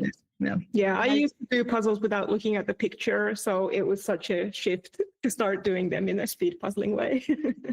And what did you find the most contrasting thing when you started learning? Like you thought, like, oh wow, I need to do this. What was more different for you from a slow puzzling moving to speed puzzling? I mean, Like what was different? Yes, that you say, oh no, I cannot do it in this way. I need to change it too. Like, at the picture. yeah, exactly. Looking at the picture, because I didn't used to look at the picture. I didn't used to take the pieces out. I just took them from the box. Like I never sorted at all. So Like puzzling. yeah. So you were going with the flow, the Yeah, feeling. exactly. Yeah, I think that's why I'm better at the color areas, because I used to just look at the colors without knowing what was there. Yeah, I really like to think about the process, even when I was doing only slow puzzling. And then when I started to do speed puzzling, yeah, it's really about a lot of things, knowing what you are the best. Yeah. What are your weaknesses, of course, and then what is the kind of order you follow to do things, and then the decisions made. And you just mentioned that one of you is really good in details and the other one, so then you can complement each other if you do as pairs. Yes, yeah, it's good. I can look at a piece and look at the picture and know where it goes, and then or she can give me an area and ask, where does this go? Yeah. And do you have a lot of puzzles at home? Yeah. Yeah. Yeah, means they don't fit anymore. Yeah, always a problem. But fortunately, you can always borrow, and you don't need to kind of buy and get everything yourself. Yeah. And tell me more about your puzzles. Are for competition, collection, to-do pile? Mainly, I guess Ravensburgers, though that we are been practicing for the official competitions, but some other stuff also. Yeah, and I used to only do Ravensburgers like in my 500. life before. Well, I used to do the bigger ones. Like before I ever started doing speed puzzling, I mostly preferred like 2,000, 3,000 size Okay. ones. So that was definitely a shift. Now it's mostly 500. So to train for competitions. Yeah, and do you keep a to-do pile? Well, there is a pile of things. Yeah, I guess so. Stuff that should be done because they are someone else's and we need to return them. Yeah. And why are they there? In my case, it's because the images are very complex. So yeah, they are not for speed puzzling, for example. Yeah. Well, we don't get that many that aren't like speed Yeah. puzzling. Well, there is one now that we are not kind of, no, neither of us wants to do because we don't like the picture, but yeah, usually it's just more of a time thing that when do we Yeah, we do get through them quite quickly. If we have something we haven't done yet, usually we end up doing them fairly quickly. Okay. Mainly because we don't have really room to just hold a lot of them. So we have to keep kind of borrowing new ones and returning the old ones. Yeah, I try as well to, let's say, to cycle them with my friends in the area. And then, yeah, come here. And then, yeah, but Daniela, you are giving me too many. Doesn't matter. Please, I'm circulating. Yes. And have you participated on this, for example, travel puzzles concept? Do you know what is that about? No, what is that? It's a puzzle that you build, you sign in the back one piece, and you pass it to somebody else. And then it's like a chain, Oh, that's nice. and Yeah. they keep moving. Yeah, we haven't done that yet. Yeah, that Hopefully sounds we'll great. get one someday. Yeah. Yeah, I know in Finland there is a chain for that because I have seen it in the videos of Emilia, but I don't know exactly who has it, whatever. But maybe you can ask around, or maybe you can initiate your own. Yeah. Yeah, it's a funny, simple way to start connecting with people and then understanding who lives near you, because sometimes for example, I would like to do bigger puzzles, etc. But my friends are far and it's more complex. So yeah, via traveling puzzles, you can get people around the area. Yeah. Nice. Yeah, definitely. Like the World Championships were so nice in that we, for the first time, connected with like other puzzlers from Finland, which we hadn't done. We're not on like Instagram or anything, so we're quite isolated from like the community. Yeah. But it was really nice to meet people and other than Finnish as well. Like, that's definitely. That's how we also eventually ended up hearing about this. Yeah, exactly. By people telling that this exists. Yeah, because indeed via the AJJ, you can hear names and hear from people and then find people. I remember, Michelle, the first time I heard about Kim from the Netherlands, now is a very good friend of mine, it was here. You know that you were interviewing her about, and then she talked about a big puzzle they were assembling in a warehouse here in Amersfoort. Is a city like 10 minutes far from me. I was like, whoa. So then I rewind the video to understand which Kim was that, and then I found her, and yeah, now we are very good friends. Yeah, AJJ helps as well on building the community. Yeah. Good. Oh, very nice to meet you. And congrats. That's nice. Thank you. Yeah, sorry, I had to step out for a moment, so I just missed a few minutes of the interview. Did you ask them about the piles? Yes. Okay. Yeah, good. What's next for you, Ria and Laura. Ria and Laura? Yeah, what's next for you? Are you doing more EJJs coming up? Or Yeah, more we have We're signed up for a couple of solo, more. Yeah. and then maybe one pair somewhere. I can't remember quite. Yeah. Yeah. And then we have a few local things that we're doing, and Yeah, there's a studio in Helsinki called Palasina that does like both live and remote competitions. So Oh, for great! those- So then you can also connect with the local groups. yeah, we like live competitions too. So it's nice to Yeah. have some yeah, between the bigger events.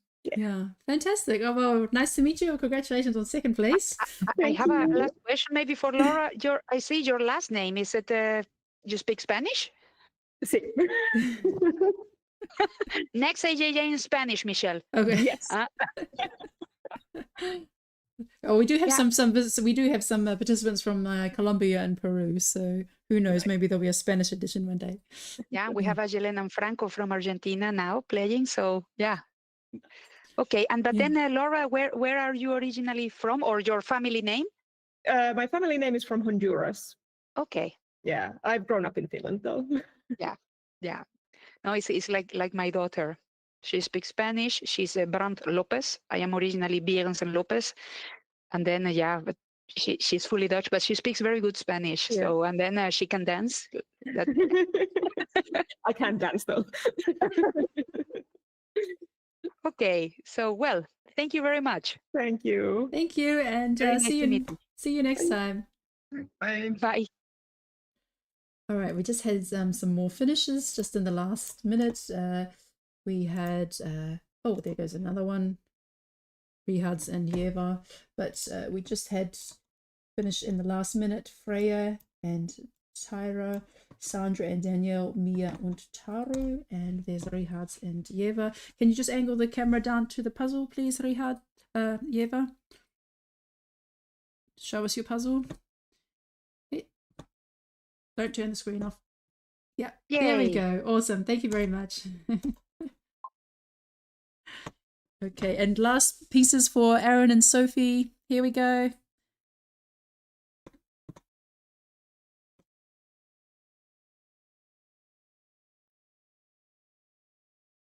Looked like there may have been a false fit.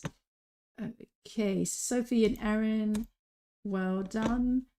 And Hannah and Eva as well. Good job. Just got to pull Hannah up on screen. Have her there. Oh, and Coastal Calling, another one for Coastal Calling. Well done. So I have to tell you about Coastal Calling. I made a bit of a boo-boo at the World Championship.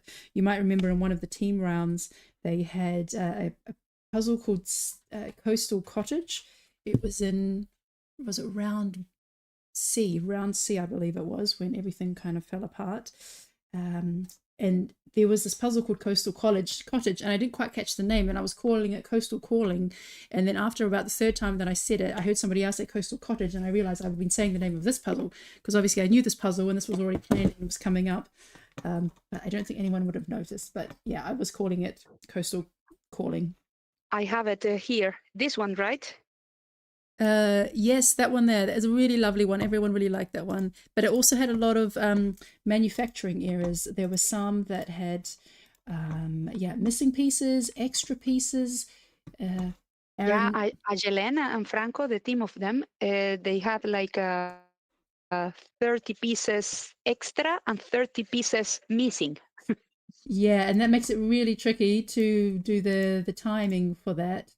Because Aaron was helping me out. He was one of the judges, and then he was coming and giving us info, and we got this note passed to us.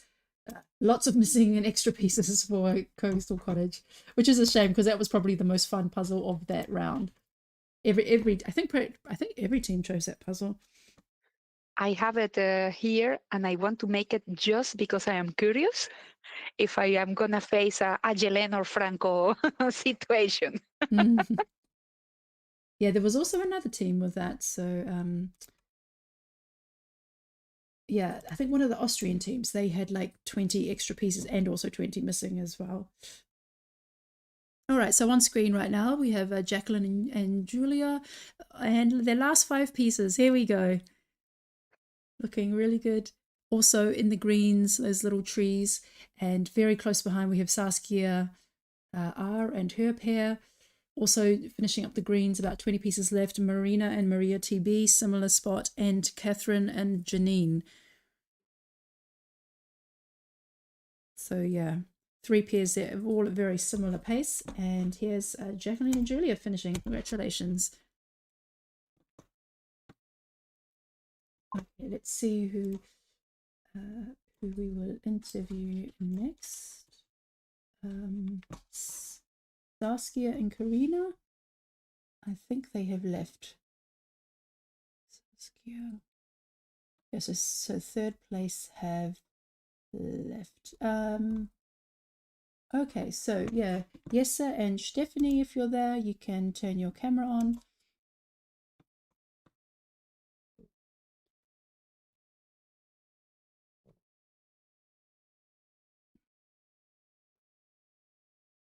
Well, turn your microphones on, sorry. Jesse and Steffi.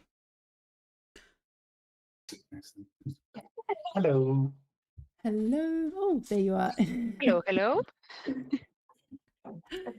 Yes. So, yeah. How are you there today together? Were you both at the competition yesterday? Yes, we were, but we were competing in different teams. But we thought, as I'm in Germany anyway, we might as well do this competition together. Yeah. But did you pre-organize it? You know, like you were coming and you arranged, or was just on the spot that yesterday you decide you will do this today together? No, we planned this ahead. Okay, okay. So when I ordered train tickets to Germany, then I also ordered these puzzles.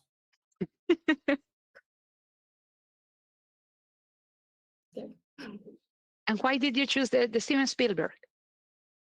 Well, we discussed both puzzles and what we thought of the images.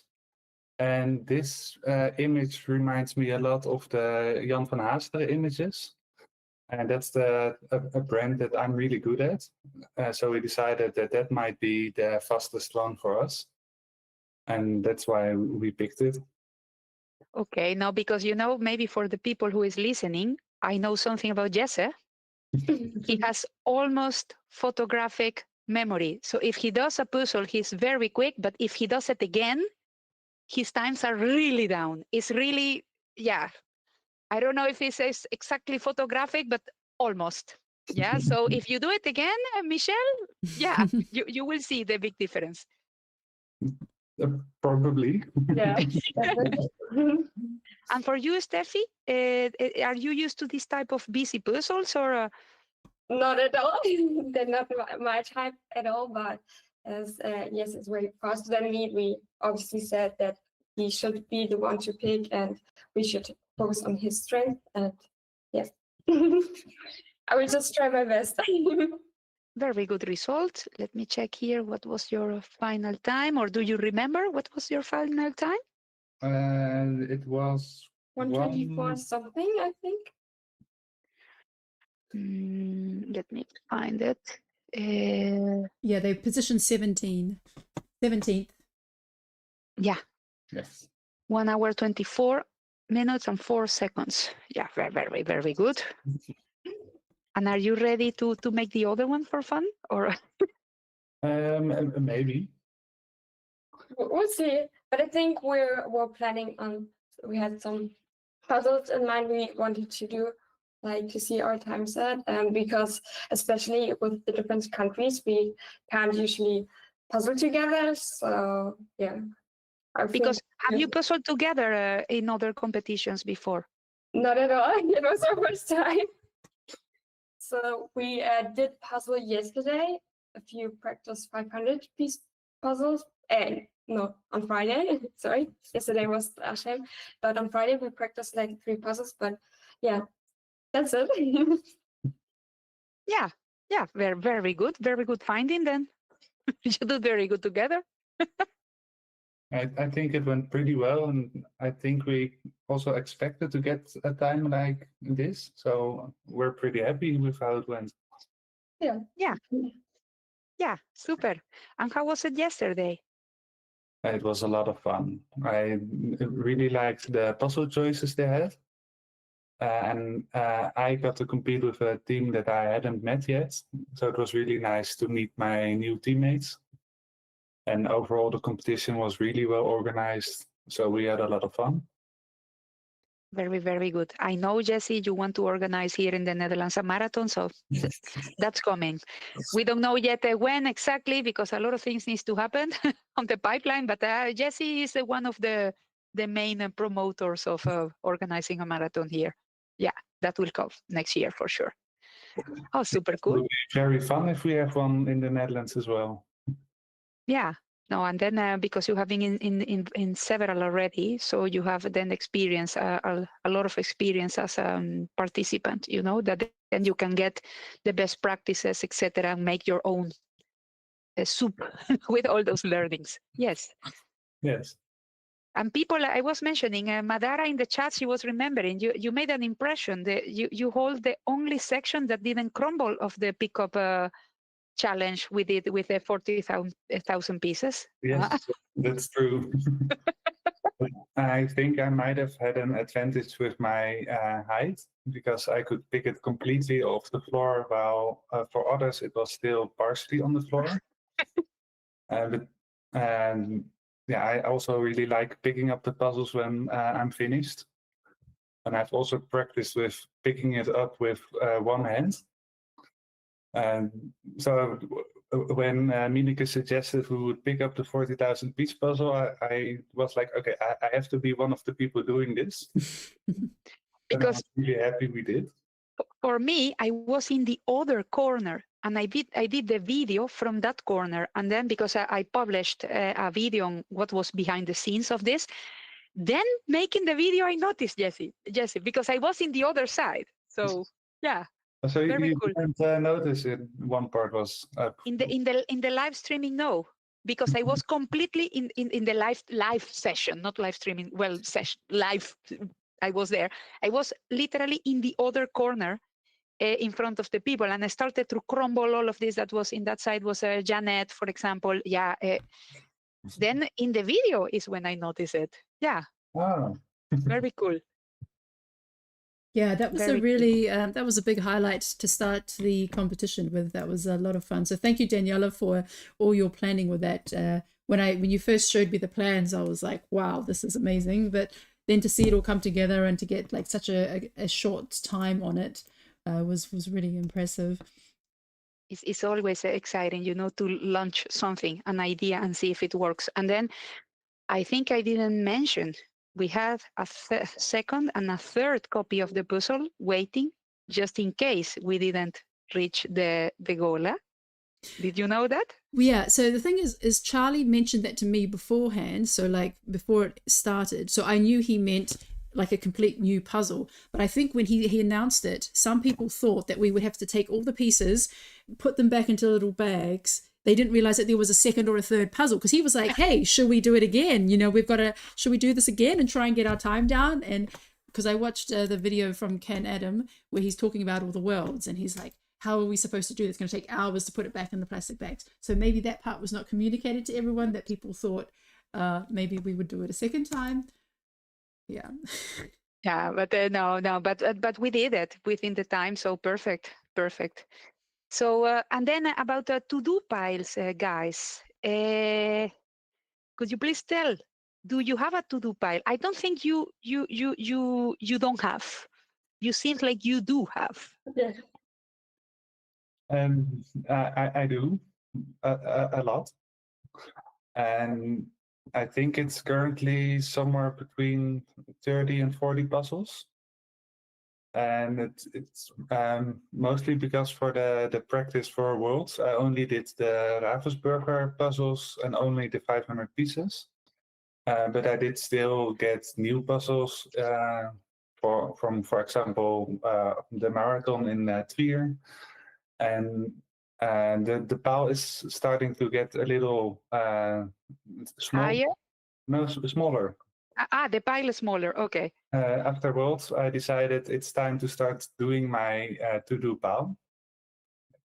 The first one I did was the bonus puzzle from the Trier Marathon, which was the very beautiful but very hard. And Michelle is smiling. Can you describe the puzzle, Jesse? Now I am good. Well, I planned out 12 puzzles, and then I thought if some people finish and we need a bonus puzzle, it has to be a hard one. It has to be one to slow them down. There's to be a bit of a challenge in there. And so it was, it had a black background, and the whole background was just like yellow cracks going in the background. And then there were like a few flowers that were made up of dots. So there was like maybe 4 colors on the image. It was by some famous Japanese artist who does everything with dots, but it's repetition. Yes, yes. Yeah. It was really a beautiful puzzle, but really difficult. And I also have on my to-do pile a couple of larger puzzles, like 3,000 pieces, but I currently don't have a table that fits a 3,000 piece. So I'm still thinking of how I can do those. And there's also some new puzzles from Worlds that I still have to do, but I think I want to wait a little longer before doing them to be closer to my next competitions. And yeah, there's also some puzzles that people have gifted to me that also got on the to-do pile. I have this one, guys. A lot of cats, double side. Oh, My in-laws thought this is a very fun puzzle, and I believe so, but you know, it's gonna be in my to-do pile for long. And then when I hear you, then a common thing is to-do pile is what goes there then? Complexity plus size. yes. And then I think like if they are not linked to competition, if they are not competition material, then the puzzle goes to that to-do pile. Yes, exactly. The puzzles that I do almost immediately when I get them are as practice for competitions or as are puzzles that have been used in competitions. And most of the others end up in the to-do pile, and eventually I usually do them. But it can sometimes take over a year before I actually do them. And for you, Steffi? I have like all kinds of to-do piles, like especially for things I need to work on. Like for me, I really need to work on busy puzzles, but also to get faster times on fast puzzles, because I really prefer doing hard puzzles. Like for example, the glacier or something. I really like doing puzzles like this. Okay. People don't, but I like doing puzzles like this, and I also think that I'm comparably a bit better at doing puzzles like this, but therefore I do a lot of puzzles like this and not so many very fast puzzles. And I'm also not that fast with fast puzzles, so I really need to practice on it. So fast puzzles are on my to-do pile, which is kind of confusing, or I think different as for most people. But for me, it's like, yeah, really challenging. So let's say you have in your to-do pile puzzles that you would like to do because they will, let's say, improve certain abilities on puzzling. Yes. Like the busy puzzles you were mentioning. Yeah. Okay. And also fast puzzles and also round puzzles, for example. And yeah. What do you define as a fast puzzle? Is it based on what other that you know that a lot of people have had a good fast time with that one? Yes. And so you're maybe saving it for a particular time that you're gonna where you feel fast, so that you can also do it. Yeah, exactly. Yeah, mostly mostly which puzzles are fast for other people, and because then I would think, yeah, I should be faster than too, but I'm not. So yeah, I need to work on it, and yeah, but mostly when I'm when I'm puzzling, I puzzle in the evening, and then I'm finished from the day, and then I just want to do something fun. And then I just go for hard puzzles, which people don't understand, but I do. And so therefore, fast puzzles are definitely on my to-do pile. Yeah.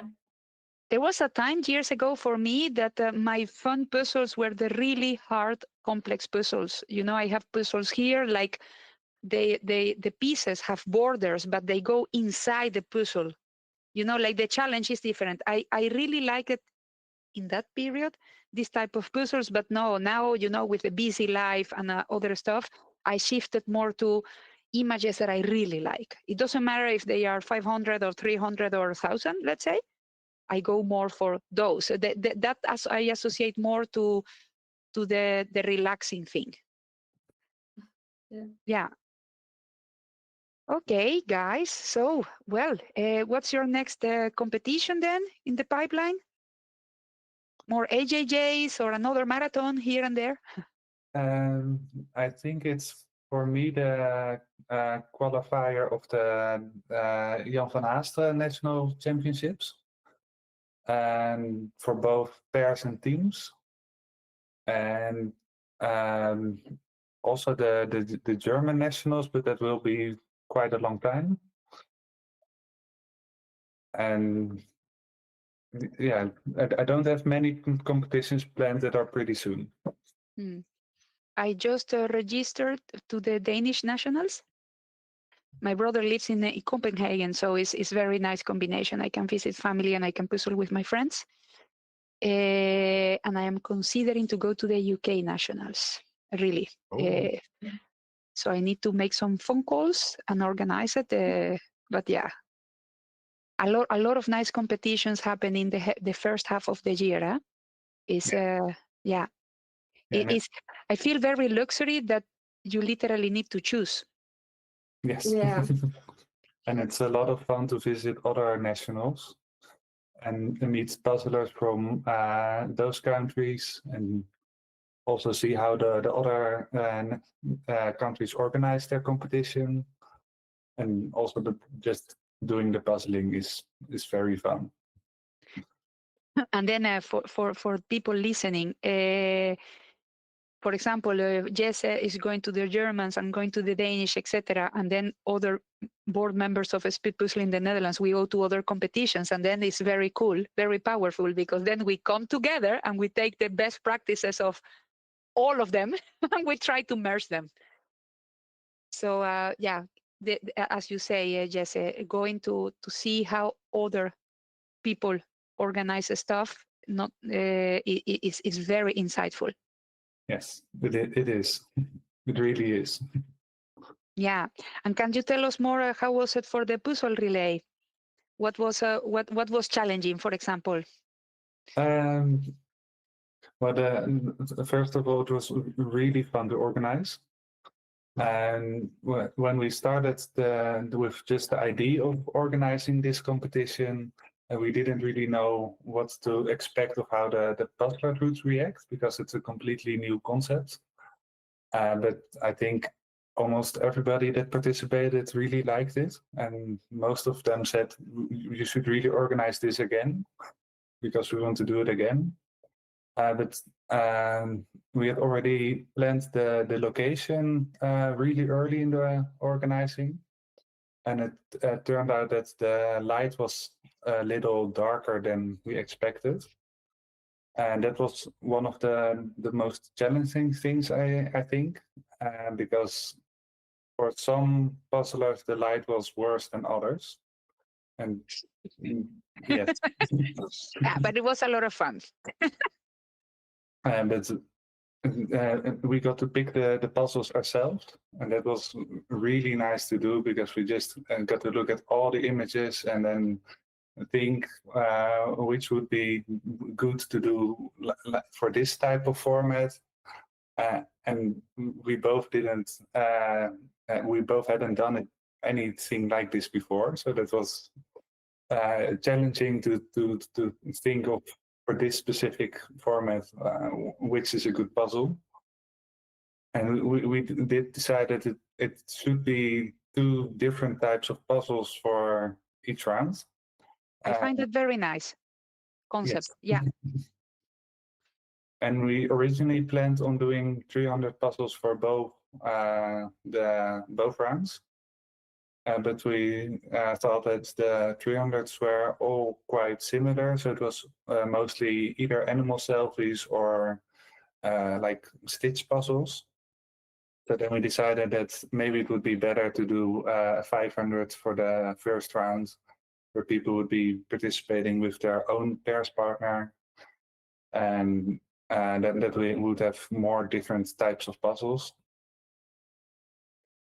And yeah, it was really fun to see which puzzles would be best.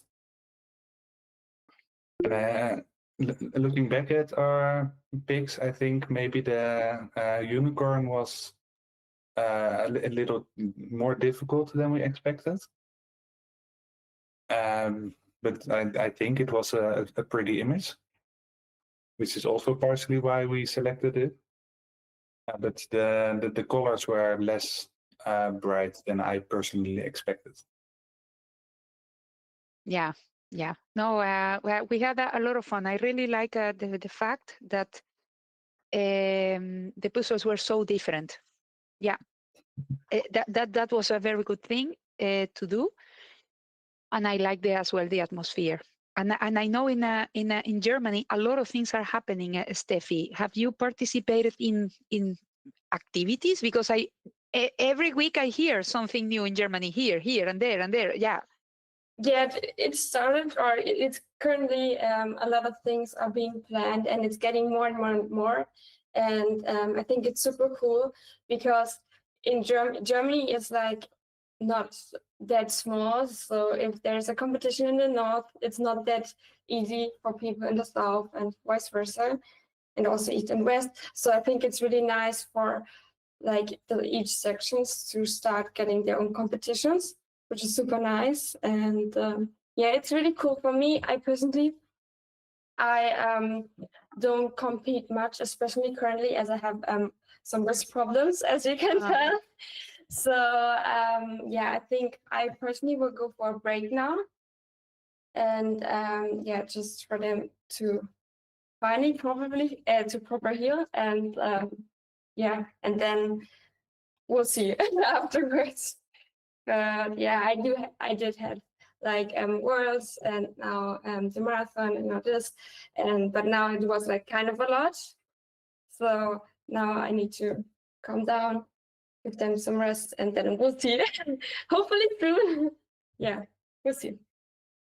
Yeah, because Michelle mentioned in an AJJ last Monday, the puzzle relay. There is a puzzle relay coming to Germany, organized by Frusi. So yeah, in America, I have seen a lot of posts about this. So I'm very happy that Karin and Jesse work hard to organize it here in the Netherlands.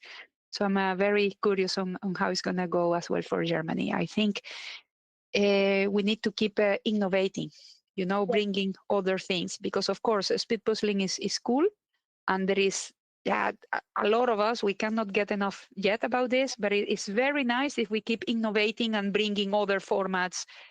And as you know, I am one of the biggest promoter of social puzzling. So I think activities like happening in Germany everywhere, etc., bring people together. So, and as I mentioned, okay, for example, in speed puzzle in the Netherlands, we are planning to do at least one, let's say, official activity organized per us per quarter. We would like to do more, but we are all working on this on our free time. You know, we have families to run and school and at work, etc.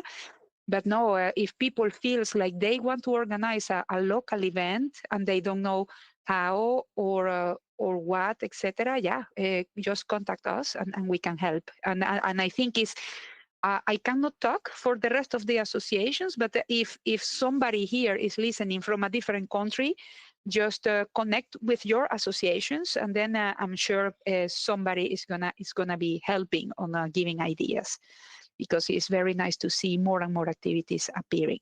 Yeah. So. Yeah, I just want to mention, so yesterday, what I really liked about the relay from what Daniela and Inga told us last week is that the first pair was with the pair relay was with a known pair that you joined together, and the second one was like a random one. And I think that sounds like so much fun. So I really like that you introduced that and basically made it like 2 sets of pairs. So I hope there'll be more competitions following that format in the future. So thanks for introducing that. And I was really happy that people really liked it, because when we originally suggested the idea of doing random pairs, it was also quite scary for what would the puzzlers think of it. Like, do for example, the really fast puzzlers, would they like to have maybe a chance of doing it with someone that will be participating for the first time?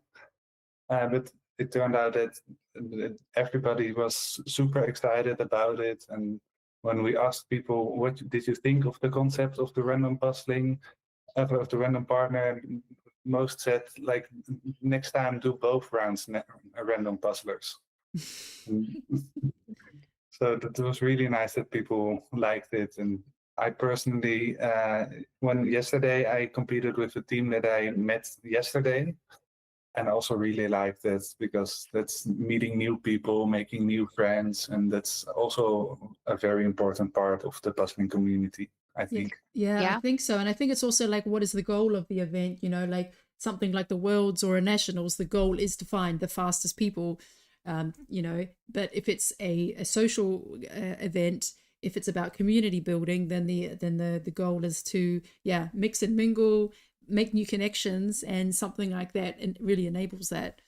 I mean, I've often thought, like, what would it be like just to have 4 random people do it, you know, do it in a team as well, and just be like, I mean, we kind of had this with the puzzle party at the World Championship. That's what Charlie tried to do, like the day before, or like the morning before, like the competitions like really started.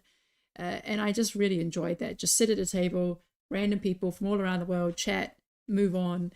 So I hope we also see some more of these like social centered events, and thinking like a pairs relay with a random pairs partner is a good way to start. Yeah, and then just to mention, my partner, Chantal, I met her there. She's Dutch. And then the first thing we needed to agree, okay, in which language are we going to communicate? Because that was the first thing. Yes. And then that automatically breaks the ice, automatically.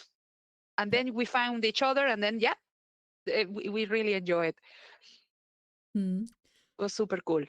Nice. I think that puzzlers always have something to talk about. And if they don't, they can always talk about puzzling, because that's something everybody that's in the puzzling community has in common. And for the relay specific, I think it's also a good start to do it as random partners, because you're not puzzling at the same puzzle at the same time. So if you're doing it completely different, then you're not in each other's way, but you're still getting to puzzle together with a new person. And I think that's also why we chose to do this. Yeah, I think that's a good concept, because with the pairs relay, it's not 2 people working on the same puzzle, which might be a bit clashy if you have different styles and you haven't had time to figure, you know, what your strengths are and what kind of things you like to do, and who's the faster one, who should sort more. But because you're doing it parallel, you're both puzzling at the same time. But because you have this switch, you both get to try both puzzles. And so in effect, you're still a team, because you've both got to finish both puzzles before you're done. So it has that teamwork element, but it's also allows you to puzzle in your way and not have to figure out somebody new and how you're going to like combine as a pair without much notice. Yeah, so I think it's a really good way to start. Yeah. All right, well, thank you so much, Jessie and Steffi. Sorry, Jessa and Steffi. Yeah. I did at the World Championship. You did tell me, no, you told me that in Trier, and at the World Championship I did pronounce it correctly if you listen to the live stream. I still call him Jesse. Yeah. But so great. Well done on 17th today, and and enjoy the rest of your puzzling afternoon, and see you next time. Yeah. Thank you. Thank you very much. Thank you. Thank you for the interview. Yeah, thank you very much. Yeah, you're welcome. Bye. Hi. Michelle, I need to take a quick break. I'm coming back. Yeah, sure. Yeah. All right. It's fine. Yes. So we are at, we've just crossed the 2-hour mark, 2 hours and 2 minutes, and we have 53 pairs who have finished. Coming up to the finish, we've got Jessica and Nicole. They're going to finish in the next minute. They've only got a handful of pieces left. Laureen and her pair are also looking really good. They've just got a few pieces left in the box. Check who that is. That's Laureen and Marion. Lynn and Alan also doing really well. They just got the greens left. Petra and Emmanuel also finishing off those greens, and Sol and their pair also, last 100 pieces left. Margret Storheim, your camera is not at your puzzle. Can you adjust your camera to show the puzzle, please? Yeah, maybe the camera fell down. There we go. Okay. All right.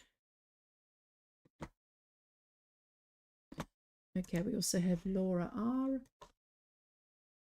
So that's Laura and Fiona also doing really well there and have the greens left to do. So we have just under an hour left to go. So we're going to see a lot more finishes in that time. So yeah, keep on going, do your best, and yeah, good luck with that.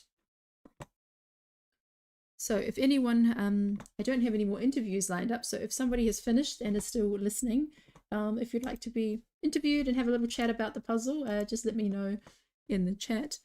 We can bring you in. In the meantime, I'm just going to mention some of the answers that we had from our participants about the topic. Oh, look, there's Laureen done. There we go. Laureen and Marion done from France, and Nicole and Jessica from USA. Congratulations. Yeah, so the theme was about having to-do piles. Aaron says he has just a few towers. Image choice depends on the mood and the time. So yeah, the first part of the question was, do you have one or more to-do piles? And then secondly, how do you decide which puzzle to do when you have time? And so when he says the image choice depends on the mood and the time, so yeah, make the time of day, if it's evening or morning, how much time he has. But brand choice will be determined by any upcoming competitions. This month has been mostly Schmidt's. Yeah, so Aaron is going to an event later this month. It's it's sponsored by Schmidt and actually organized by them as well. It's in Berlin. So that's the first like big proper championship that's organized by Schmidt. They've hosted a lot of like smaller kid and family friendly competitions in different locations, which are all organized by people in local communities, but this is their big championship. And of course, it's going to be Schmidt throughout.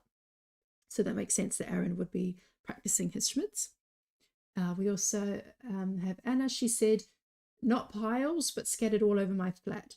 I decide on the next puzzle based on the time available, the mood, and the need for my floor space, which is relevant for 1,000 piece puzzles. Yeah, so there's also, yeah, how do we organize it? So I have piles also all over my house. I have piles that are like the top secret ones, the ones that are coming up for EJJs, so that if somebody happens to come over, they're never going to see them. They're tucked away in a room. And then I have different piles around the house, depending, like puzzles that have just been done in an EJJ and I haven't sorted them yet. Maybe they'll go into the shelf behind me. Maybe I'll take them to the office.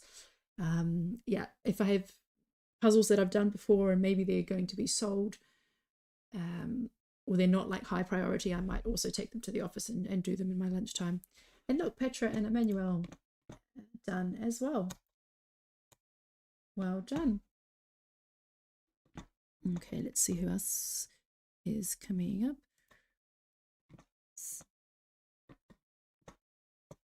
Yeah. So Christina Sold says, yes, it depends on motive and my energy.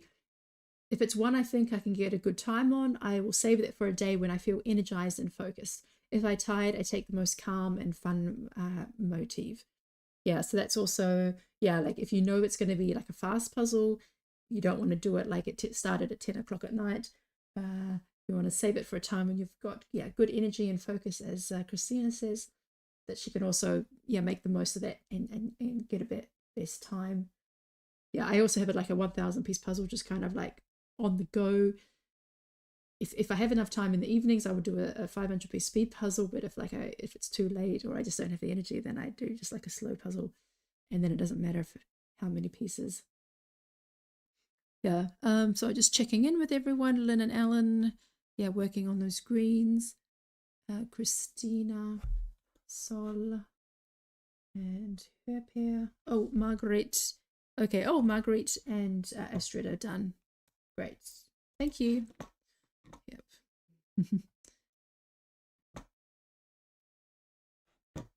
Yeah, we've got Helen. So Helen and her pair. That's Bryn.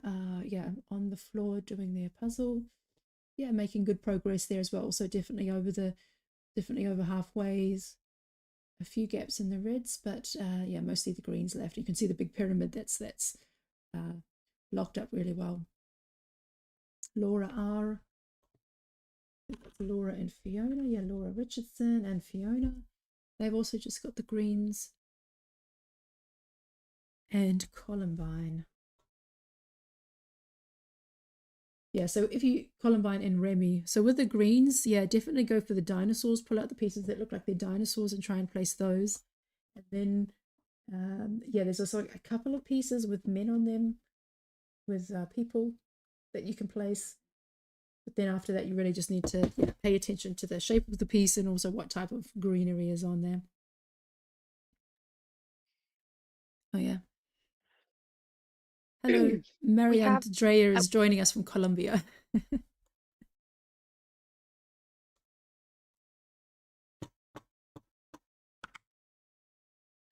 Yes. So, Daniela, does that mean that you have a pile of Jan van Hasterens that you're training for? Have you had your preliminary round yet for that competition?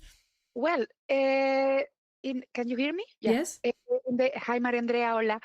No, in Jan van Hasteren, in fact, I work with a puzzle library nearby. There is this lady that during Corona decided to organize a puzzle library dedicated to Jan van Hasteren. And then you can go online and you can tell, okay, which puzzles would you like to rent? And in fact, that library is only for the people who lives in that town. But I explained her that I wanted to practice for competitions, and she said, okay, so then we allowed you, let's say, from a different town to collect the puzzles in exchange of promotion for their group. So I have been on their local newspaper and these kind of things. And the collection they have is really huge. It's really, really huge. And we did that collaboration, let's say, for years. But then this year, we decided to don't join as a team. And my husband wanted to take a break of competitions. And then I said, okay, I'm going to register for the individuals. But then they are not doing individuals competitions anymore. So that's why this year I'm not participating in Jan van Hasteren. Ah, yes, because they did do that for 2 years. And then this year it's only pairs and teams.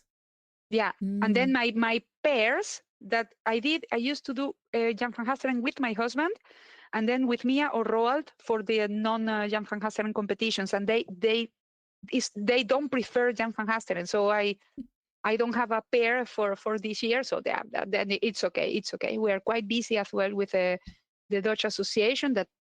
That's why I didn't register.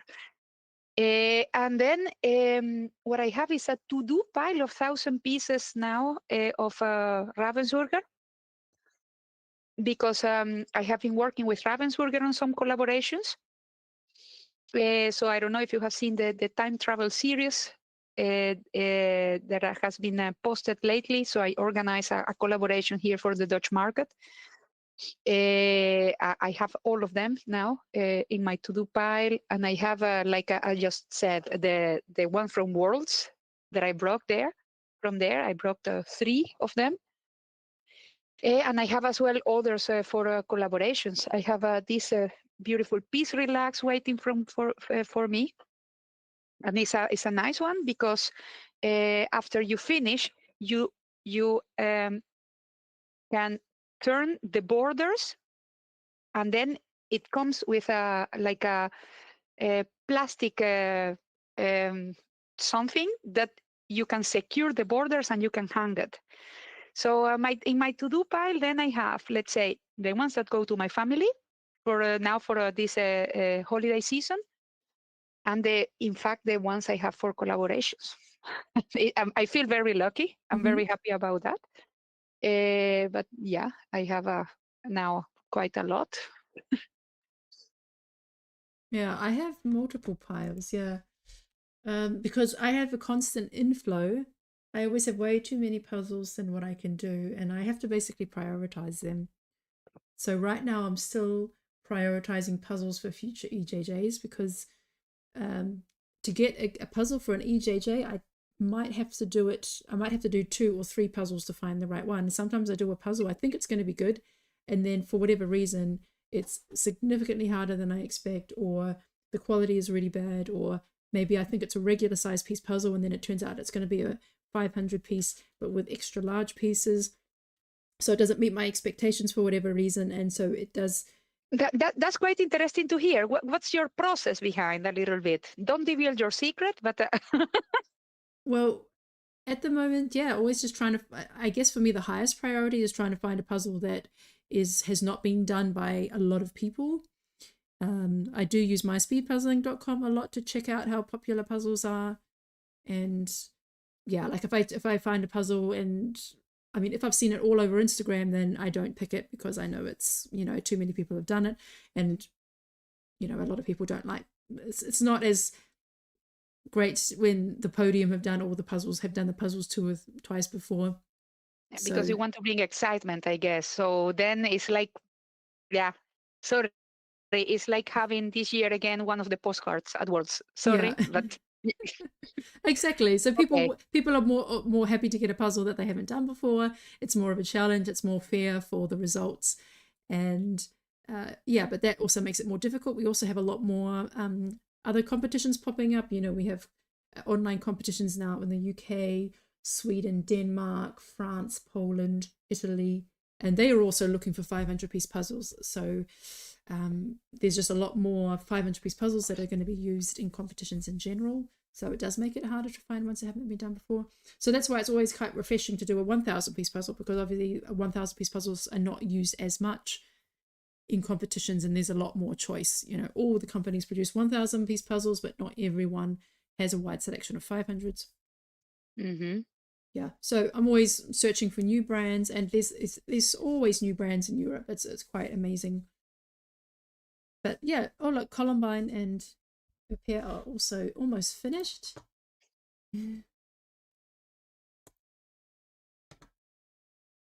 So Columbine didn't reply to the questions, so I don't know if they want to stay for an interview. But Columbine, if you and your pair would like to have a little chat, you can stay on. Columbine and Remy from Switzerland.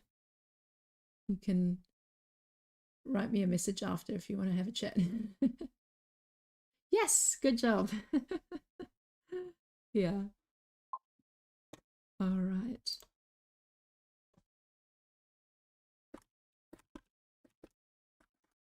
Okay, so yeah, we have, so on screen right now, so we have, yeah, 2 hours 15. So the time limit, sorry, I think I said hang on, the time limit is 3 hours for this one. It's 3.5 hours for the individuals, but 3 hours for the pairs. So we have about just under 3/4 of an hour to go.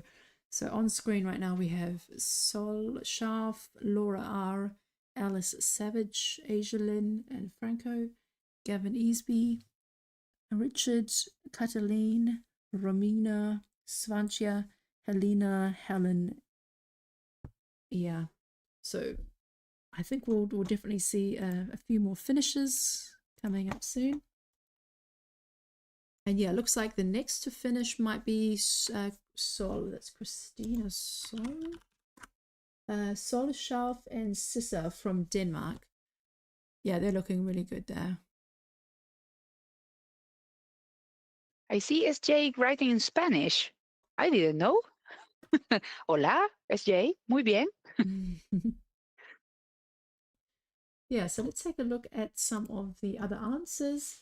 Danique says, yes, she has piles. Right now I want to get faster, so I'm saving a bunch of first tries for when I can get a nice time on them. For the rest, I puzzle what appeals to me at the moment. With the NK Van Haasteren duos coming up, I want to practice that some more. Yeah, so that's also, depending on which competition is coming up next. For the Dutch, they'll be tending to have a pile of Jan Van Haasterens they want to get through. For those going to a Ravensburger sponsored event or Schmidt, they will have a pile of those ready. And Benna says, yes, I just picked the one I'm wanting to do the most, or a 500-piece one when I only have a short amount of time. Yeah, so we also have Helen. She's there on her knees at the moment, puzzling. So she says, puzzles usually get done as soon as they come into the house, except the really awful ones. People give me that they don't think anyone else will do.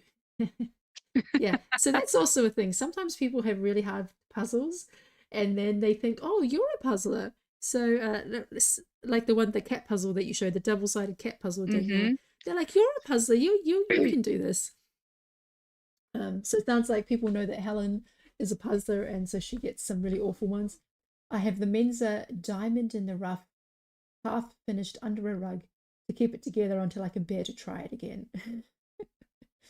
So it sounds like she does a lot of puzzles on the floor. So that's another way. You cover it with a cardboard cover, and she just pulls a rug over it. So that's literally sweeping it under the carpet. So that sounds really hard. The Mensa diamond in the rough. The pebbles don't really cross over to adjoining pieces, and it doesn't even come with a picture. I liked the haystack one, but this is just horrible. Oh. Okay, pebbles and haystack and a diamond in the rough. Okay, they all sound really tough puzzles. Probably like a lot of repeating elements in them. But I have colleagues that they puzzle during the holidays, winter holidays. So then they are ready. Last year they approached me and I lent them the Mario Bros challenge or the Mickey Mouse challenge. And then this year already came to me and they said, yeah, do you have a hard ones as well? Yes, because then they don't own puzzles. They like to do puzzles. But I find very funny that they know and they come to me like, okay, we are up to a challenge. Give us something. Yeah. Yeah. Yeah, I also got given a puzzle, somebody who visits for business reasons. Somehow we got into the topic of puzzling, and they said, yeah, I was given this thing as a Christmas present, and I don't think I'm ever going to do it. And it was a box without the image. So it was just a completely black box, and they gave it to me. And it was actually really fun to puzzle.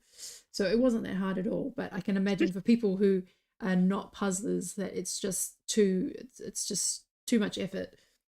Or maybe overwhelming without even starting that. Yeah. Overwhelming. I think that's a good word for it. Yes, so Helena says, yes, it depends on how much time I have.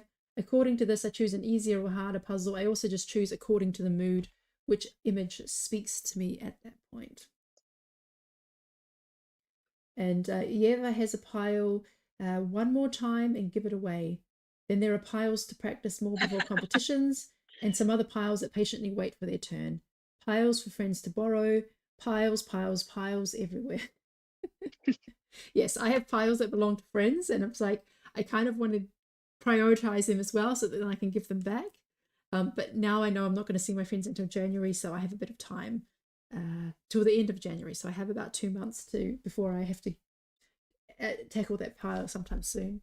And yeah, I understand this part about one more time and give away, because I remember once I bought this puzzle of Pokemon for my daughter, and it was a Ravensburger and it was good quality, but I really didn't like it. But I just had this feeling like I can't give it away yet. I have to do it one more time to kind of get my money's worth from it, and then I can. I think I was just going to put it into the.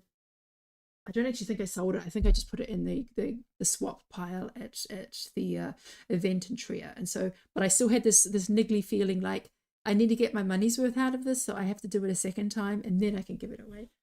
I understand what you mean. Yeah. Yeah. No, I'm talking about to-do piles. I had a talk with Maria Andrea from Colombia, who is connected now. And then she said, no, after Worlds, I'm going to dedicate some time to that pile that I don't touch since ages. And then all the puzzles she was puzzling all of them were challenging, extremely challenging. And it was very nice to see all her posts during that. It was like 2 weeks long. She was posting one more difficult than the other one. So a lot of courage, because I like difficult puzzles, but sometimes I just need something easy in between, Christina Sol, can you please click done in the timer website? You registered on the website? They did. Oh, did you I- click it away? Yeah, Oh, you approved it. I Okay. validated. I validated with Sol, right? Oh, okay, yes, good. Because I was distracted, and then I realized I saw them finish. Okay, no, it's good. You're Yeah, done. and they did a very nice high five after they finished. Okay, good job. Sorry, I missed that. I was too busy problem. chatting away. Okay, so yeah, they've done. And look, it looks like Laura R and Fee might be the next one to finish. But Helena is also looking really good. Who's Helena with? Helena and Saskia R. No, that's a different Helena. We've got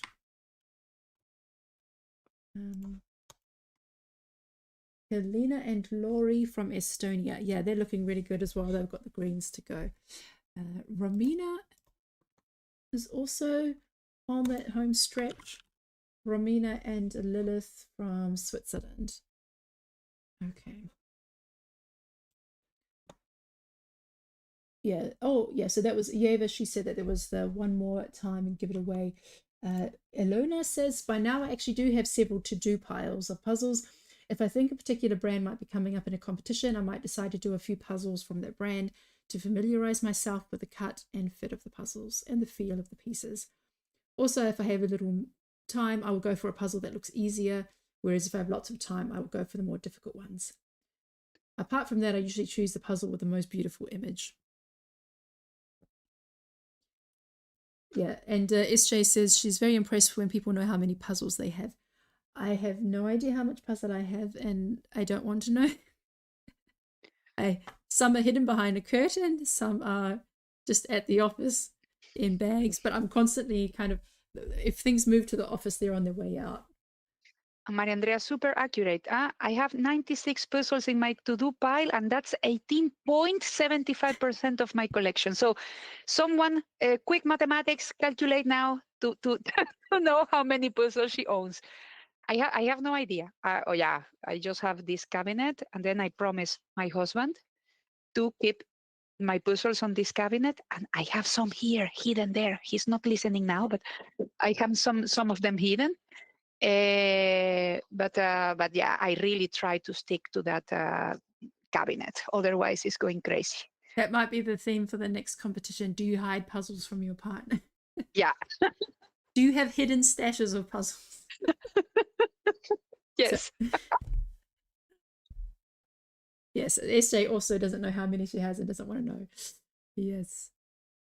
I just know it's a lot, but I'm very, very generous. When I go places, I'm often gifting puzzles, especially for non-puzzles. Yesterday I was somewhere and someone said, "Oh, I really enjoy puzzles." So they straight away my mind went to, "Oh, okay, next time I can bring her a puzzle." And last piece is for Laura Richardson and Fiona McCulloch from the UK. Where's the missing piece? Where's the hole? Oh, where's the gap? Or is it? Ah, there it is. Good. Press done in the timer website. Press done. Okay, yes, there we go. Laura and Fiona. Good job.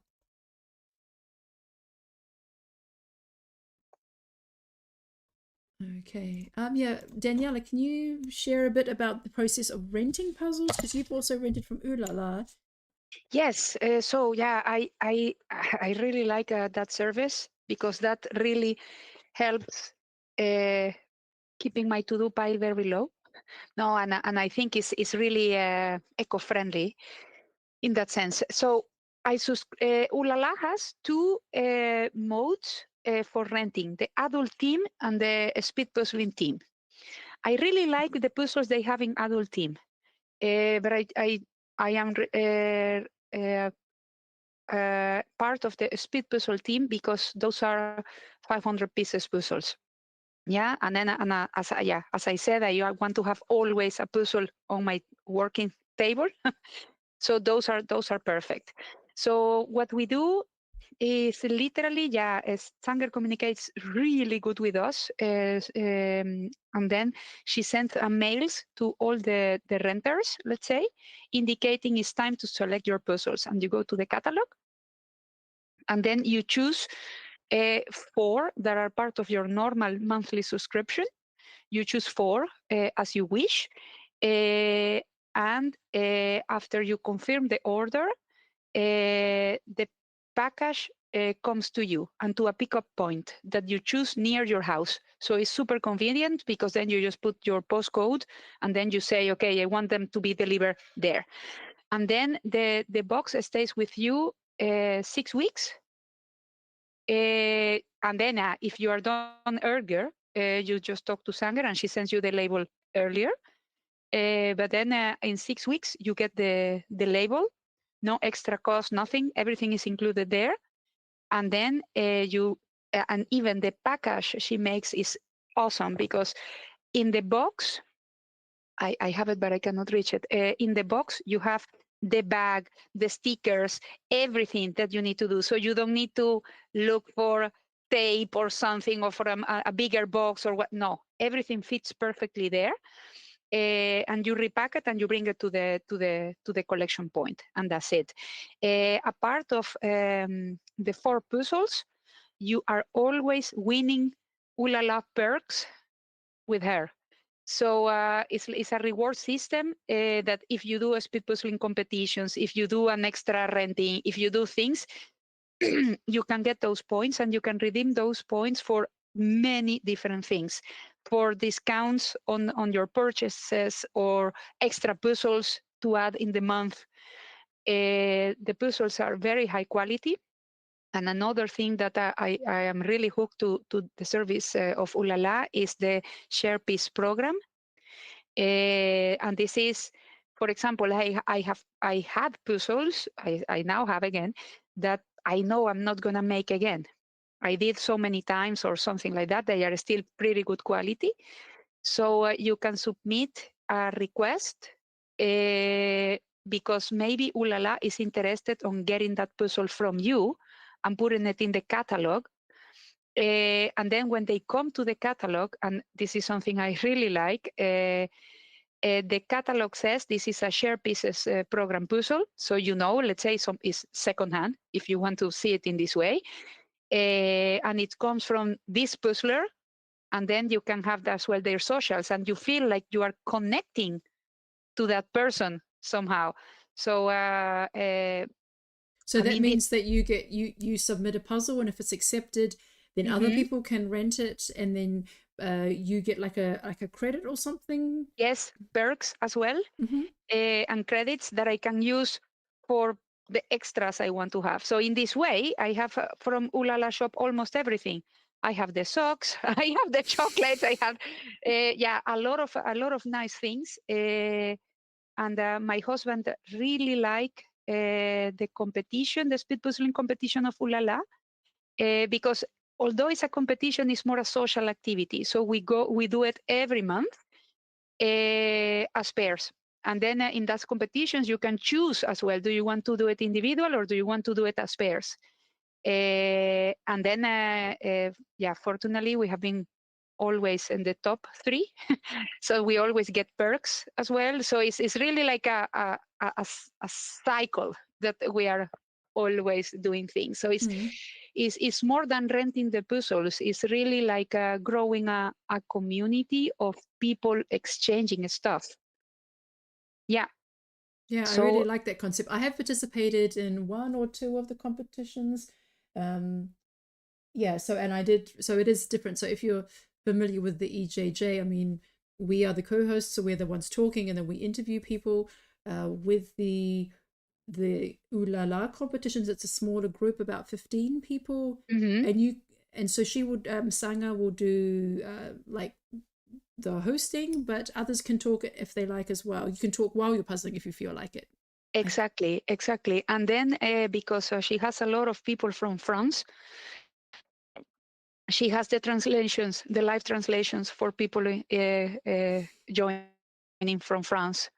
Yeah, because she's based in France, but she does everything in English. So I think that opens the door for a lot of people that maybe don't feel comfortable talking in English if it's not your mother language. Yeah. Yeah, and also it is based in France. So there's another service called Herz für Puzzle based in Germany. They recently posted that they've had their 100th order. So yeah, that's really nice to see that Dani's her passion project has also as being successful, and people are taking advantage of that service to rent. So with that service, you don't have to buy them and then try and put them online again and try and sell them on Vinted or eBay. You just send them back and you save space and get to do a lot of puzzles. So I haven't done any renting so far. I tend to just keep my puzzles and then get rid of them at some point. Okay, last pieces for Helena and Laurie from Estonia. Congratulations. It's done. And from Ulala, we get this kind of a small detail. So I don't know if you can see it. It's a magnet. Oh, yeah. Because I reached the 10,000 pieces Ooh. rented. And I am about to, and then she has as well a newsletter. And then you can see there how the puzzlers are growing in rented pieces. And then when you reach certain milestones, you get more perks. It's very exciting. No, it sounds like a fun concept that Sanger has. Yeah, that's one of the good things about the different online competitions. They each have their own flavor, their own way of doing things. And so with the Sanger's competitions are smaller, more social, a bit more intimate. No, it's as I said to when we were talking to Jessie and Steffi, I find it very nice that about speed puzzling, a lot of ideas are coming to life, because then you have there are a lot of variety, and then people can choose from that, and then you can go and try these different experiences. It's always great to have all of these shades of different events, competitions. Yeah, it's definitely. Oh, so Romina and Lilith from Switzerland are done. Congratulations. Okay. Yeah, so looking good here. Okay, so we have 25 minutes left. So go, Alice, Ajalyn, Gavin, Helen, Caitlin, Swantia, and your pairs. And unfortunately, it looks like Hannah didn't turn up, so Richard has been puzzling by himself. But that's a disappointment. Yeah, hope the Belgium transport system improves. I don't know. Maybe she turns up later, and they can finish it together, or maybe she cancels. That would be a shame. So let's see who else is. What other comments people said? So Yana says that she has about 50 puzzles at home that haven't been solved yet. I choose based on my current mood for the theme. And Jessica says it depends on my mood. Am I trying to speed puzzle a new skill, have a slow puzzle day, or puzzle based on the time of the year? So when she says based on the time of the year, I guess that's like the seasons, maybe feeling like you're doing a cozy winter puzzle in winter. Yeah. Do you do winter puzzles in summer? How do you feel about that when you're puzzling snow or a winter theme in summer? I did the AJJ of the Winter Bunny. Oh, yes. During winter, but I didn't post it. And then I realized it too late when it was Easter. And then I made a funny reel about it, because a bunny is a bunny. I don't know. I like to do puzzles, but honestly, since puzzle, it doesn't matter the season.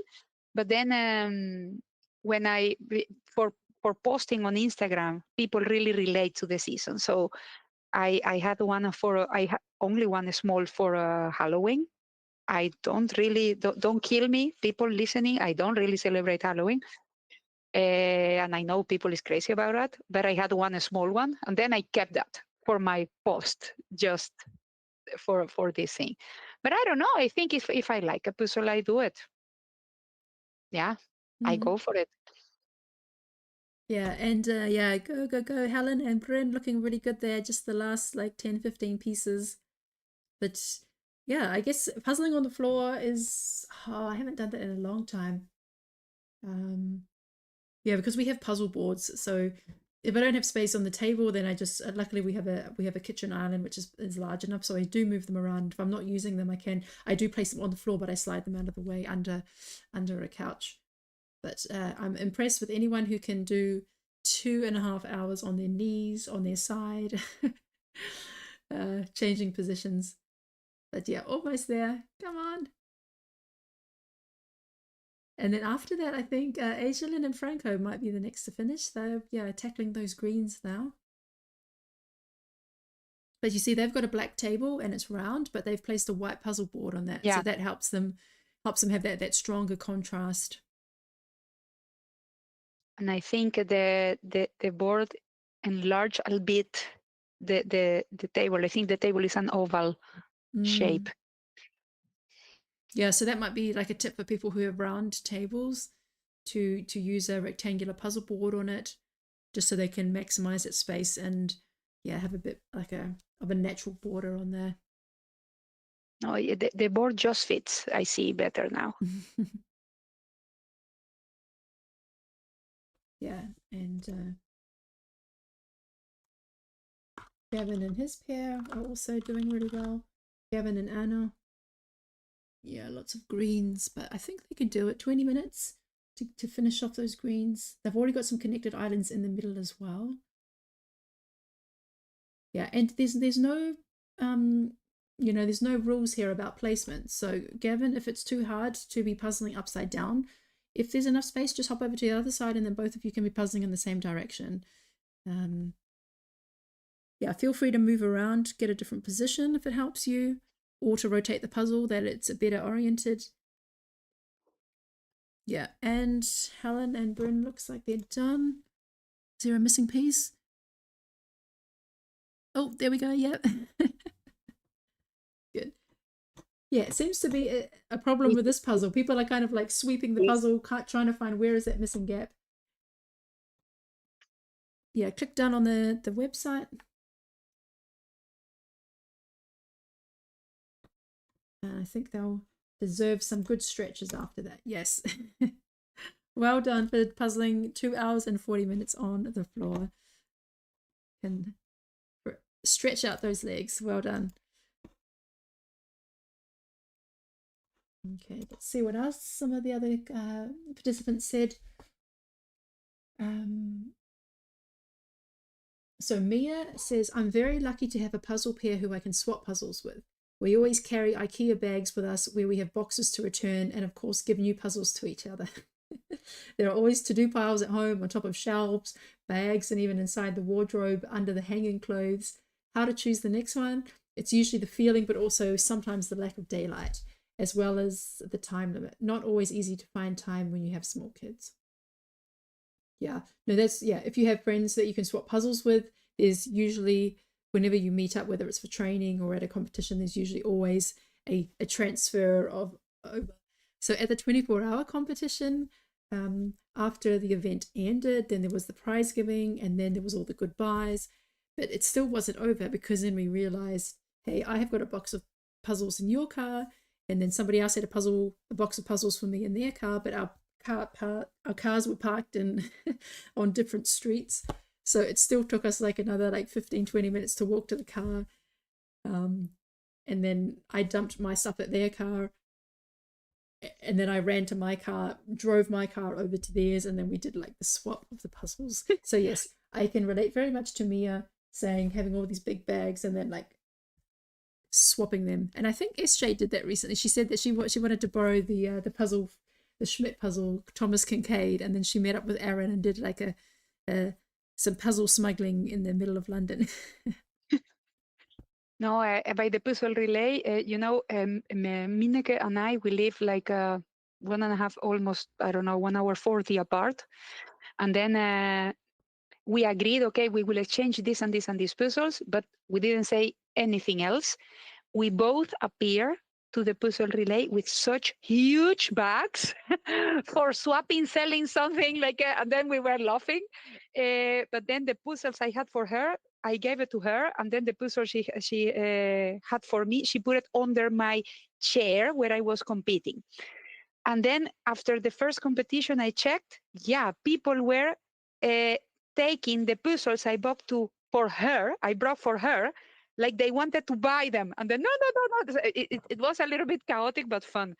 And people, they were saying, no, I didn't know we could swap it. Yeah, if it's social thing, yeah, just do it. Of course, keep it in your car or things like this. You never know how much space there will be in the place. But here it was possible, yeah, very possible to do it. So yeah, don't miss the chance of on those competitions to arrange swapping and maybe getting rid of those puzzles in the to-do pile that are there for more than 2 years. I don't know, something like that. Yeah, Sergio says that yesterday we had an Oslo puzzlers gathering and we swapped and traded so many puzzles. These meetings are always nice. Yeah, and I think they're doing more of it at larger events, that they're having like a spare room. Like the 2 events that I organized in Trier, we had a separate room, and there it was just a very simply organized, because I didn't want to organize it. You just bring the puzzles, you place them on the table. Like let's say you bring 6,000 pieces of puzzles, and then you get to take 6,000 pieces of your choice. I've seen it at some other competitions at the German nationals, that people placed puzzles that they wanted to trade on a table with a sticky note with their phone number it. Then you had to kind of coordinate if what they want to swap is something that you want to swap as well. And I found that a bit complicated, because what we did here at the International Puzzle Day celebration, we arranged, let's say, big table with 3 different categories.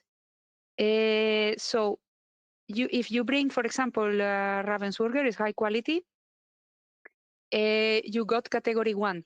But then you could bring as well other, I don't want to mention any other brand, but let's say a super low quality, because there are people, and then we categorize them in category 3. No, and then category 2, something like in between. So we had somebody on the table just helping categorize this. So depending on the puzzle you brought, you got a ticket, 1, 2, or 3.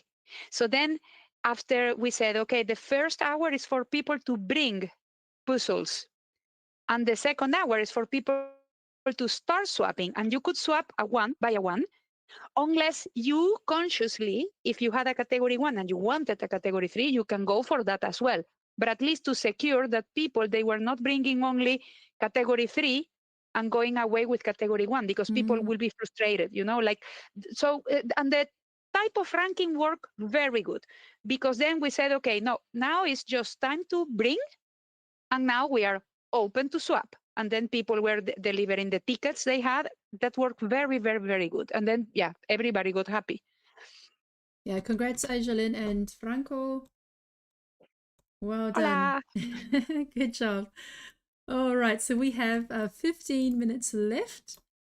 15 minutes. Okay, Caitlin. Yeah, looking possible. I mean, we only got greens left. Cataline and Denise from the Netherlands. Cataline. Sorry, Cataline, thank you. Then Alice and Sophia from Sweden, also just on the greens. Oh, go. Gavin and Anna as well. And Svansha.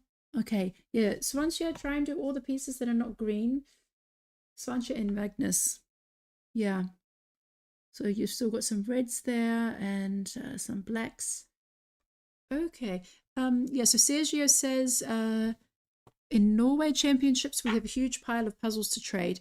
People put the phone numbers and the price and you transfer the money. Easy. Okay, so that's more selling, so buying them. Yeah, for me, I prefer not to transfer money. I just prefer just to swap.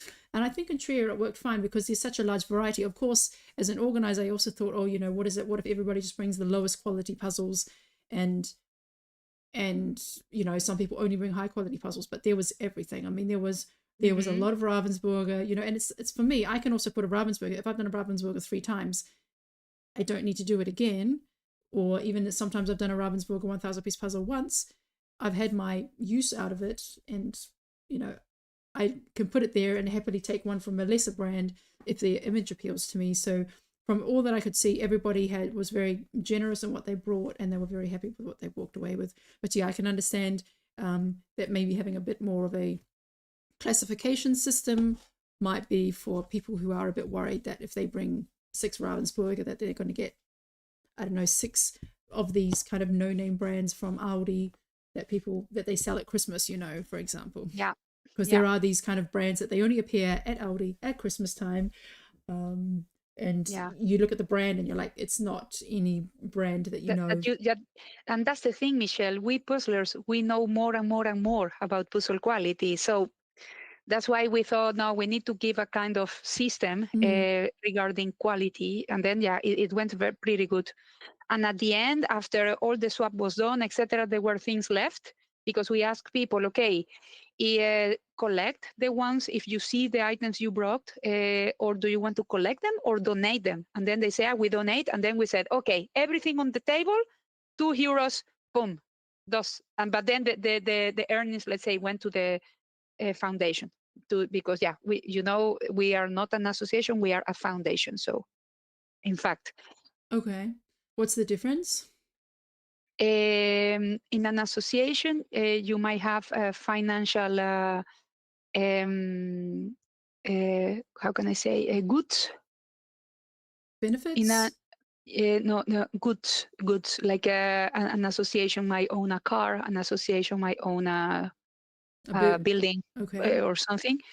And in a foundation as well, the thing is like in the foundation, you don't get necessarily paid about anything. In an association, you might. Mm-hmm. In a foundation, no. Okay. So we do all of this 100% for free on our free time. Mm-hmm. And we wanted to do it in this way because in this way we avoid misunderstandings. Puzzling is growing so much that we wanted to attract people who wants to help for the love of the art of puzzling. Mm-hmm. Yeah. No, that's good to know. So at my one, we also had a free pile because there was just some, maybe, I mean, you don't have to, if there's a puzzle that's, you might have a really good puzzle and maybe you know that there's 1 or 2 pieces missing. I think it's fair enough that you just write that in there. Yeah. But like I had some that were just like of a lesser brand and I just put that on the free pile, and then others, like if it was a Ravensburger with 2 pieces missing, I just wrote that on the inside and I put it in the swap pile. So anybody who takes it, they can see that, and then they can make a fair decision if they want that. But in the end, there were several things left. Also, because I barely took anything, I was basically using it as a way to get rid of my own puzzles. And there were some people who turned up who hadn't brought anything, and or maybe they didn't know about it or whatever. And I just said, hey, don't worry, or they didn't have space because they were traveling on the train. They didn't have space to bring like a whole bunch of puzzles with them. So I just said, oh, it's okay, you can take some of mine. Just go and pick, 3 or 5 for yourself. And then whatever was left over in the last 2 hours, we just said, if anything is left, just go and take it. Because it was a 10-hour marathon, so surely everybody has time up until 8 hours to go and check out the competition, check out the puzzle room, and then everything that was left over at 2 hours could be taken. And then I only took home like the really, really leftovers. And there was some really random stuff in there. Like there was a Ravensburger that looked like it was 20 years old, and it was of a coconut. Okay. It was like 2 coconuts sitting like on a white bench.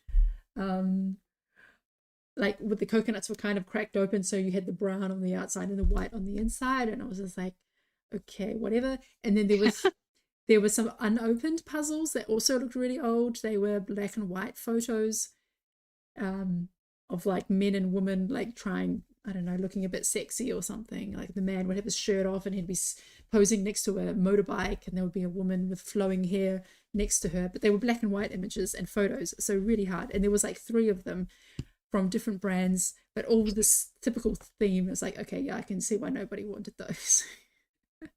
Yeah, the image. Yeah. Hi, Matt. So Matt's just stumbling on, as at the end of the time. We have 9 minutes left, but nice to see you anyway. All right, everyone, so do your best. Got 9 minutes left. Come on. Is it Cataline? And Alice? Just tackle those greens. Come on, make sure you've done all the pieces with the dinosaurs on them. Then look for all the pieces with the people on them, and then look at the trees. And then just pick all the pieces of the same tree type.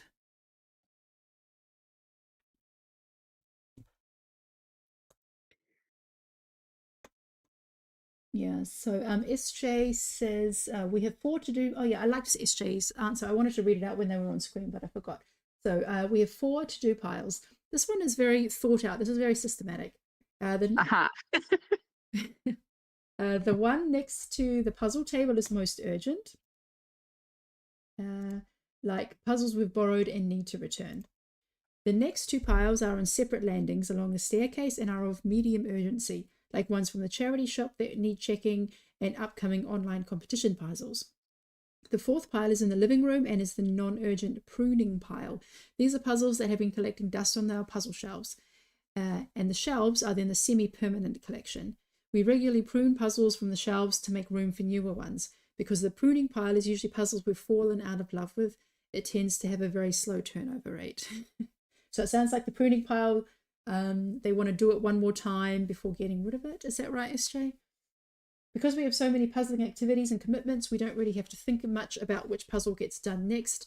The 4-pile conveyor belt system pretty well decides for us. Jay left because she said she needed to go to the puzzle tussle. Oh, yes. That's an Instagram online competition that she does with some other puzzling friends on a fairly regular basis. Oh yeah, come on, Catalina. Catalina, Yeah, looking really you can good do there. it. Oh, 20 pieces, come on.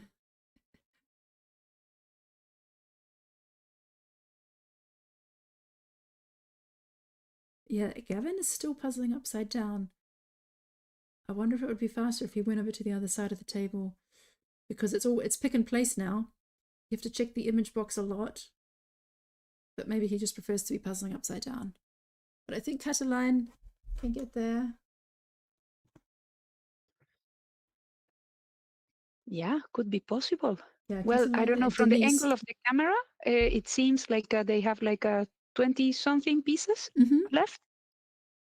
Yeah, maybe maximum 30, but yeah, it's getting a lot smaller. They have 5 minutes. I think they can do it.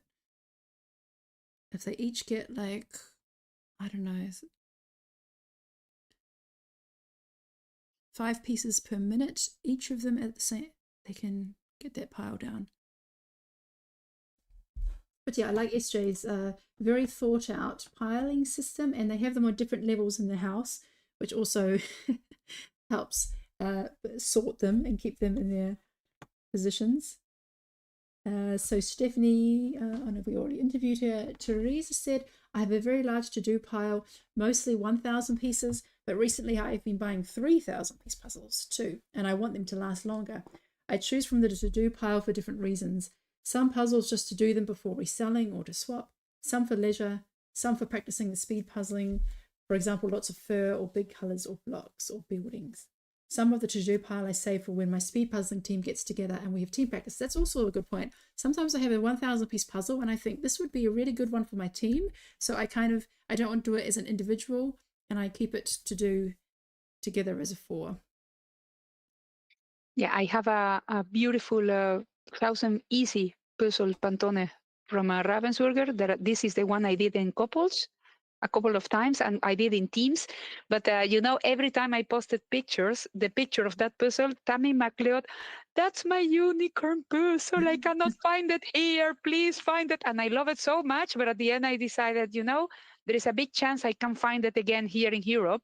And I brought it to a friend at Worlds to bring it to Tammy.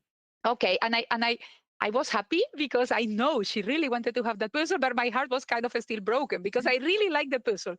And then swapping the other day in Vinted, I found the puzzle immediately. I bought it. So now I have it back. I don't know. Is this Yeah, one? can I you don't show know. me? Show us? Yeah, let me take it out of here, of the shelf. But really, because I posted different times, I did by myself, I did in pairs, this one. Every time Tammy was like, oh, my unicorn, please. And I said, you know what? Yeah, I'm going to give it to you. So now I have my copy. It's a very nice. It's, yes, Catalina and Denise. yay! Awesome. You made it just with like almost 3 minutes left. Oh, you made it. Good job. You can now relax and have a well-deserved break. All right, so we have, we're coming up to, we're at 52 hours, 57 minutes and 35 seconds. Oh, Gavin and Anna, come on.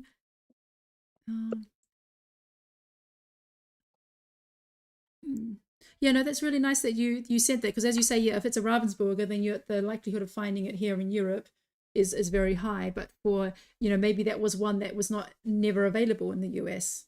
So Yes. so even if she searches, this Craigslist or different swap groups or Facebook groups, she may not never find it because it was never available there. But yeah, that's one of the nice things about Worlds, is that you can do all these puzzle swaps. So I had some puzzles delivered to me from America via somebody else and via a couple of people.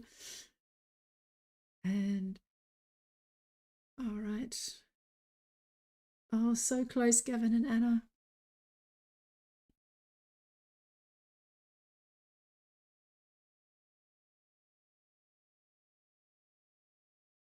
Yeah, so Svantia is also there.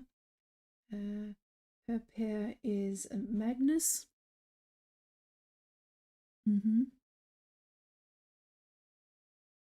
Okay. Oh, and Alice are really close as well. Alice and Sophia. Come on, a few more pieces. Yeah, it's interesting that everybody's finishing on those greens. But yeah, it just does. It's the area that has the least color contrast. There's green dinosaurs and green trees on the green landscape, whereas the other sections, they have contrasting elements towards the background color. Okay, we have 45 seconds. Go, go, go, come on. Yeah, this is really good puzzles today. Yeah, fast times, but also, yeah, interesting to see how many. I mean, on other competitions, it's been closer. When we've had Double Trouble, it's maybe been, there's always one that was picked a bit more than the other, but this one was definitely more in favor of the Steven Spielberg. Okay, we've got coming up to 10, 9, 8, 7, 6, 5, 4, 3, 2, 1, stop. Oh, well done, everybody. Oh, and well done, Richard, for puzzling by yourself. I'm so sorry that didn't work out with your pair today. That's quite disappointing, but I hope you enjoyed the puzzle anyway. Yeah. Always with a smile, Richard. Yeah. Always. And That's wonderful. Richard, you also have the other puzzle. So if you ever get together, if Hannah ever makes it over at another point, you can always do this one together. That one's still unopened, so yes, you have a pairs puzzle left to do. So yeah, please add your leftover pieces to the app. Somebody disappeared. Oh, Gavin left. They're supposed to count how many pieces they have left. Okay, they just logged out. But yes, Alice and Svante, please count your pieces. Yeah, best is to make little piles of 10, and then you can add that directly into the app as well. All right, yes, I'm sure there'll be a lot of... Yes, Gavin, you forgot to count the number of pieces. Yeah, so count up the leftover pieces. Yeah, Richard, you don't need to worry about that. Just we're just glad that you were there and that you puzzled along anyway. Yeah, but Gavin... I owned up anyway, just for form's sake. Pardon? I'm at 385 in the time. Oh, you did count, okay. Yeah. Thanks again. Really enjoy listening to the conversation and all the interviews and things while puzzling. Oh, thanks so much, Richard. Thanks for Richard. joining us, and yeah, nice to see you And I shall smiling. enjoy finishing this today. Oh yes, you can. Okay, bye-bye. Thank you. Bye, Richard. Bye. Bye-bye, Daniela. Lovely to see you too. Yes. Hear Bye. you. Bye-bye. So Maria Andrea says, this was the best way to start my Sunday. Thank you, Michelle and Dani. Oh, thanks, Maria Andrea. It's really nice that you join in from Colombia. What time is it over there? What time? Because when it's 10 o'clock here, what time is it in Colombia? I imagine it would be similar to like the east coast of the US. Is it 4 a.m.? That's quite 7. early. Now it's 7. Yes. 6 hours. We have 6 hours more. Yeah. Yeah, we're 6 hours ahead of the east coast of America. yeah, well, thank you for your company, for following along and chatting as well. And just waiting for the others to put in their pieces.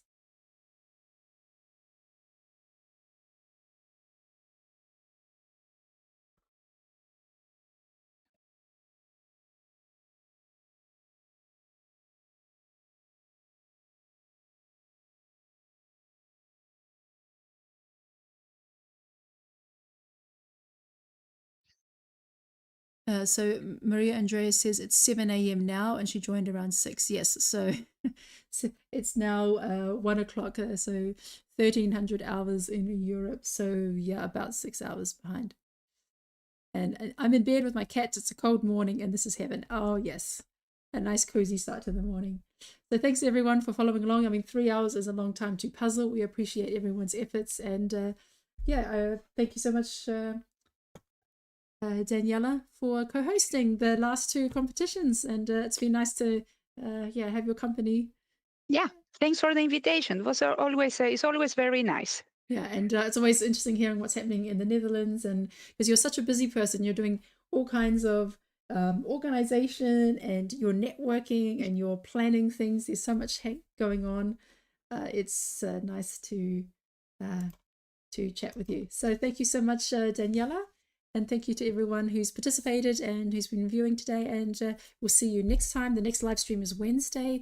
It's going to be an unreleased puzzle. And this is the first one from an EJJ participant. It's going to be very exciting to see the artwork by an EJJ participant. So we'll see you on Wednesday evening. And yeah, Super. have a good Sunday. Thank you very much. Thank Bye. you.